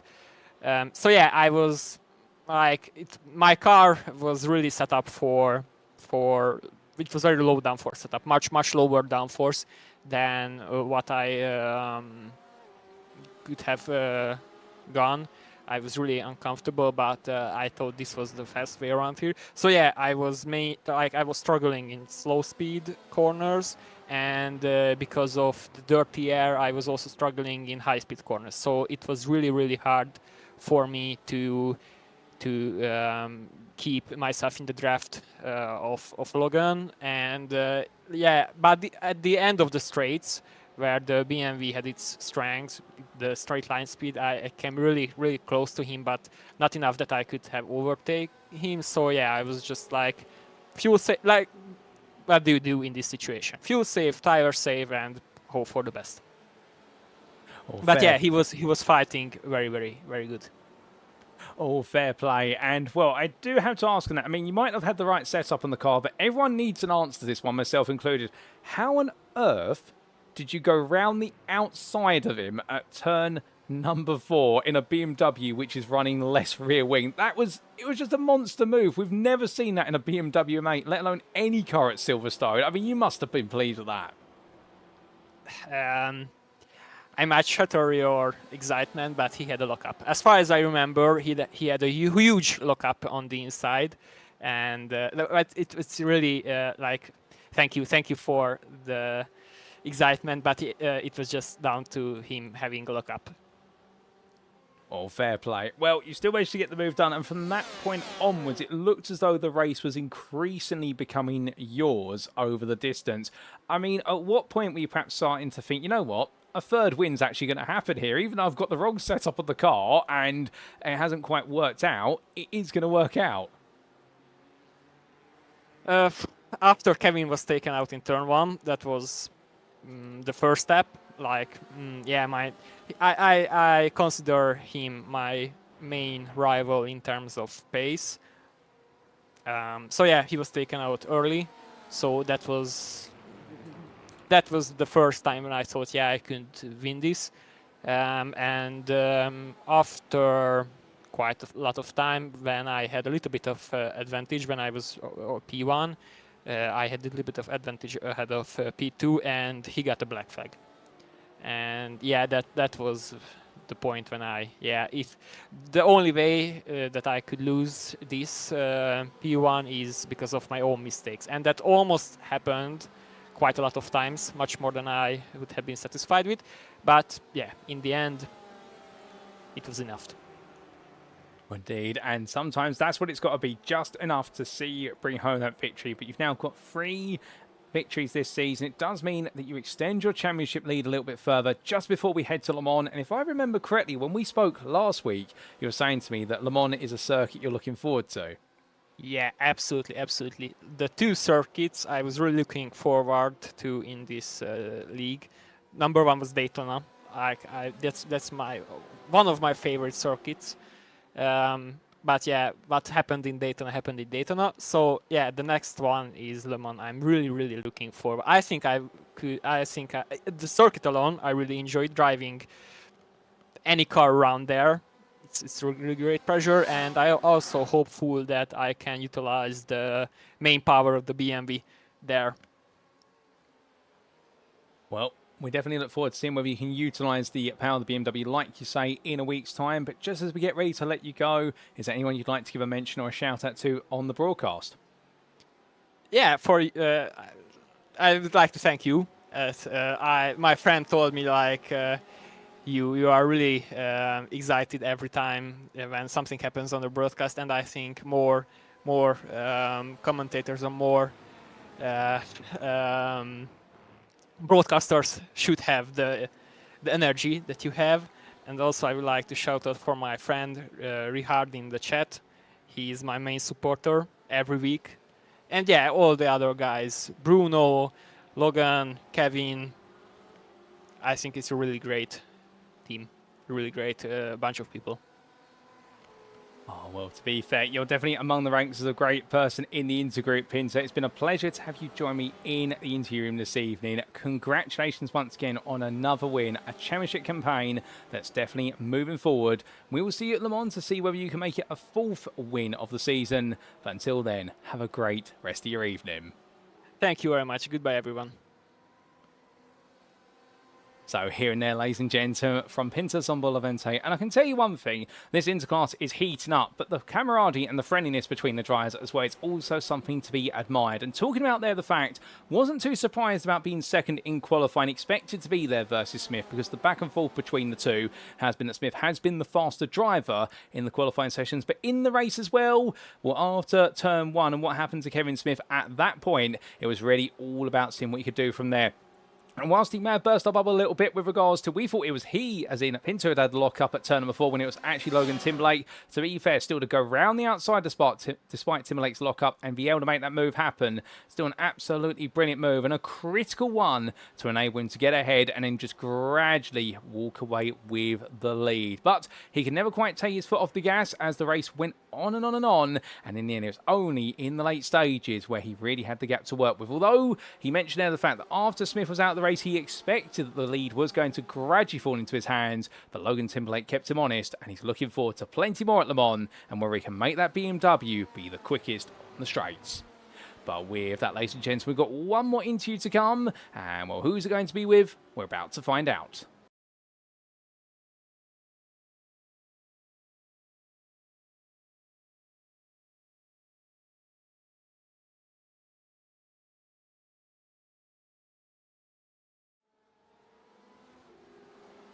And so, ladies and gents, we come to our final interview of the evening, and joining me now in the interview room is none other than Benjamin Massey.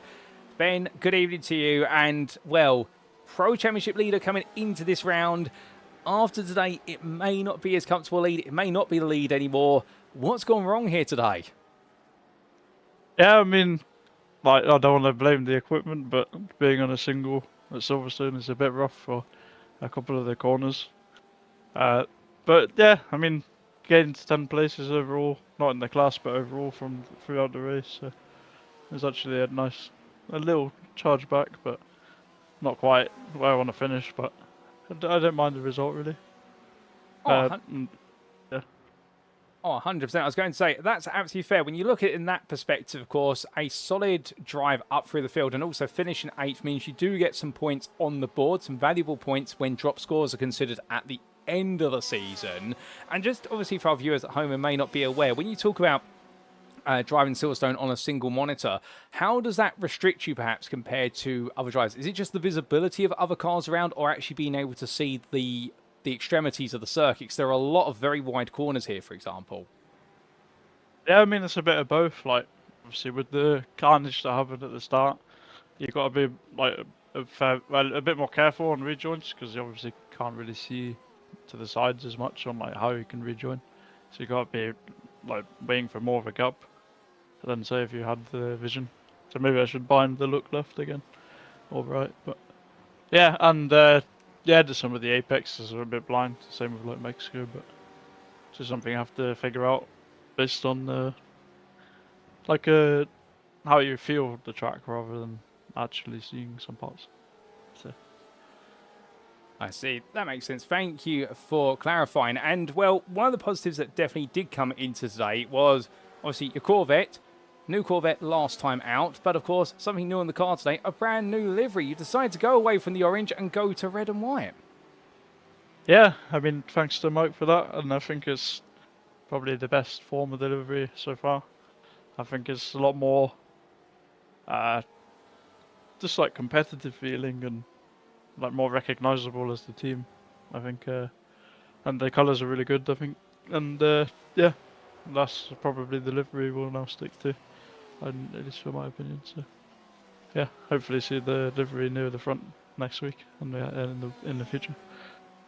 Oh, 100%. I'd agree with you on the livery there. And just talking a little bit, perhaps less about qualifying and in the race, we did see you make up the 11 places over the distance and 5 in the pro class.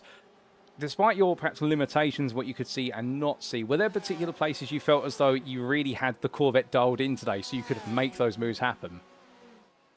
Yeah, I'd say through Maggots and Beckett's and like the kink in turn 1, like because I was running a bit more wing, so you only had to lift for the little kink, and Maggots and Beckett's you could just carry a lot more speed because of the extra aero. But it does also bite you a bit, like on the back straights. But yeah, like I said, I was a lot more comfortable in the car running higher wing, especially like for getting it turned in with the more blind corners. It's easier to do that with a bit more downforce. So yeah, I mean the car is pretty good. Maybe just tune the wing down a little bit for passing, but yeah, quite a nice drive. Well, fair. And the fact you're already able to talk about what the car feels like and things that you want to tweak, that's a good sign of how you're progressing to adapt to the car. And just on a wider team note, of course, obviously your teammate Matthias didn't quite work out for him today with the opening corner instance, seeing him out of the race. And Miguel, meanwhile, had a bit of a positive day. In the end, I think finishing in what was 6th in the pro class, I remember respectively. So it's not all doom and gloom, perhaps, in this round. Yeah, I mean, obviously, we as a team are looking for the team championship as well, and I think, at least from my maths, that we're still at worst second, maybe just in third. I'm not sure on the points, but I think we're in second, if not first. So we're still doing well there, and obviously I think it's top 5 for the like medals, trophies, like the plaque thing. So that would be like something to still aim for. And obviously it's an unfortunate result sometimes for us, but yeah, I mean the pace is there, so and Le Mans we can definitely work together more as well, especially with qualifying, like probably gain a couple of seconds on people from the draft. So yeah, We got some good points for the team, so yeah. Oh, 100%. And, well, I was going to come on to Le Mans. So yourself and the team fancy your chances then. Can we expect you guys to be back on the pro podium? Perhaps a 1-2-3 to match what GazX have been doing? Yeah, that would be ideal. I don't think we quite have like GazX and Mirko Bortolois and stuff pace, but I mean we got the team, obviously 3 of us, and we got Chris Asuski as well working with us. Obviously not in the team, but like working together with him. So, well, he's in the team, but not for this, technically. But yeah, so we'll be able to maybe the guys in front. They have 2 people bumping, and then like the other one pulling, and the other one pulling that guy, and then you just gain like so much time. So yeah, quality should be really good, and then race should be really good as well, because you can just keep the position, save some fuel and stuff. So yeah. Oh, fair play. Well, it's definitely something we look forward to seeing, whether you as a team, plus of course Chris as well, because whilst he's listed as a privateer, he is part of your outfit as the season goes on. We look forward to seeing what the 4 of you can achieve in France. But just before we do let you go, one question I do have to ask you, completely unrelated. I'm going to put you on the spot for a little bit. If you could pick one circuit to race at in a GT we haven't raced at this season, what would it be? Yeah, I mean I heard Sebring earlier from another guy. I think that would be a nice track, especially managing the bumps in those sorts of cars. Yeah, or like you could go crazy and go with the Nürburgring. That would be really cool. I think you get loads of top end on that, and just being flat everywhere at like 280 or something in GTE, at like the Dottinger and some of the other corners. So yeah, or maybe the Nürburgring combined even. Probably like just those are probably some of my favorite tracks. So yeah, probably a Nordschleife, I'd say. Oh, fair play. Definitely a classic pick there, and, well, definitely one for us to keep in mind going forward when we do think about Season 2 at some point. But, Ben, just so I get ready to let you go, as always, is there anyone you'd like to give a mention or a shout-out to? Yeah, shout out to you, of course, for the broadcasting again, and all the work that you and all the SRI admins as well do in putting it together. And just everyone in the league for being clean and like having nice talks after the race and stuff, and all of this. So yeah, it's just nice community. Oh, well, we're glad to hear that, Ben. And at the same time, we're very glad to have you as part of the community racing this series week in, week out. We'll leave it there. And, well, some solid points on the board today, even if it hasn't been the glory days of earlier in the season. We hope to see more of that in a week's time at Le Mans from yourself and the team. But until then, have a great rest of your evening. Yeah, you too. Have a good evening. Thanks. So here and there, ladies and gentlemen, from our final interview of the day, Benjamin Massey. And what I do really appreciate about him is the fact he's always able to see things in the bigger picture. The fact that as soon as he's come into the interview room, we mentioned about the fact it's been a bit of a difficult day. He actually says, well, no, it's not been too bad. I made up 10 places or so over the race distance on a single monitor, whereas other drivers running with curved monitors, alternatively a triple monitor, what's just called triple sometimes, at a circuit where definitely forward visibility is so critical. He always does have that knack of just being able to put a positive spin on things. And to be fair, there's nothing wrong with that. 13th through to 8th in the Pro Class means he has picked up a rather nice haul of points, and it does mean that his position in the championship, if it's not the lead, it's still definitely inside the top 3, and he can keep moving forward. And the same for the team, in the fact that whilst he and also Mikael Abasek, they both managed to finish 6th and 8th in class. Unfortunately, Matthias Pettinger having the retirement at the start, which means he scored no points, but they do add to their contributions, and with it, it means they will stay in somewhere inside the top 3 in the team's championship as well. But he's going to be hoping, much like the team, that Le Mans is going to be a much more straightforward day in the office, and they're able to bounce back. Although may not be a 1-2-3, unlike what GazX's been able to achieve here today overall, but you never know, to be fair. And with Inox Motorsport, with a livery like that on the car, which Ben is absolutely loving, you can understand in the fact that he's going to be very happy to run the flag high for the team and hopefully return to winning ways in France. But with that, ladies and gentlemen, that brings our interviews to a close, and the best way to bring them nicely to a conclusion is to take a look back at who we've spoken to tonight. And well, we've had a good mix of interviews. Unfortunately, we didn't quite get a chance to speak to one of our elite drivers today, but hopefully we'll get to speak to them in a week's time. But we definitely got to hear from 2 pros and 2 inters. Well, pros sandwiching the inter drivers. We started off with Ryan Walker enjoying his best result of the season, a 4th place in the pro class there for Altitude Freedom Esports. Then we spoke to the runner-up in the inter class of Bruno Key for We Pay 300, and what a drive it was from him, and he snuck his way through. And then we spoke to the winner in the class, Pinto Sombolavente, your inter winner there, and we're both of them very happy with their performances on the podium. And then we made our way to Benjamin Massey, the man who finished in 8th in the pro class today, but seeing the bright side of things for Inox Motorsport. And a huge thank you to all 4 of them for their time in the interview room, and a well done to them all for their fantastic performances. But with that, ladies and gentlemen, it is now time for us to wrap up.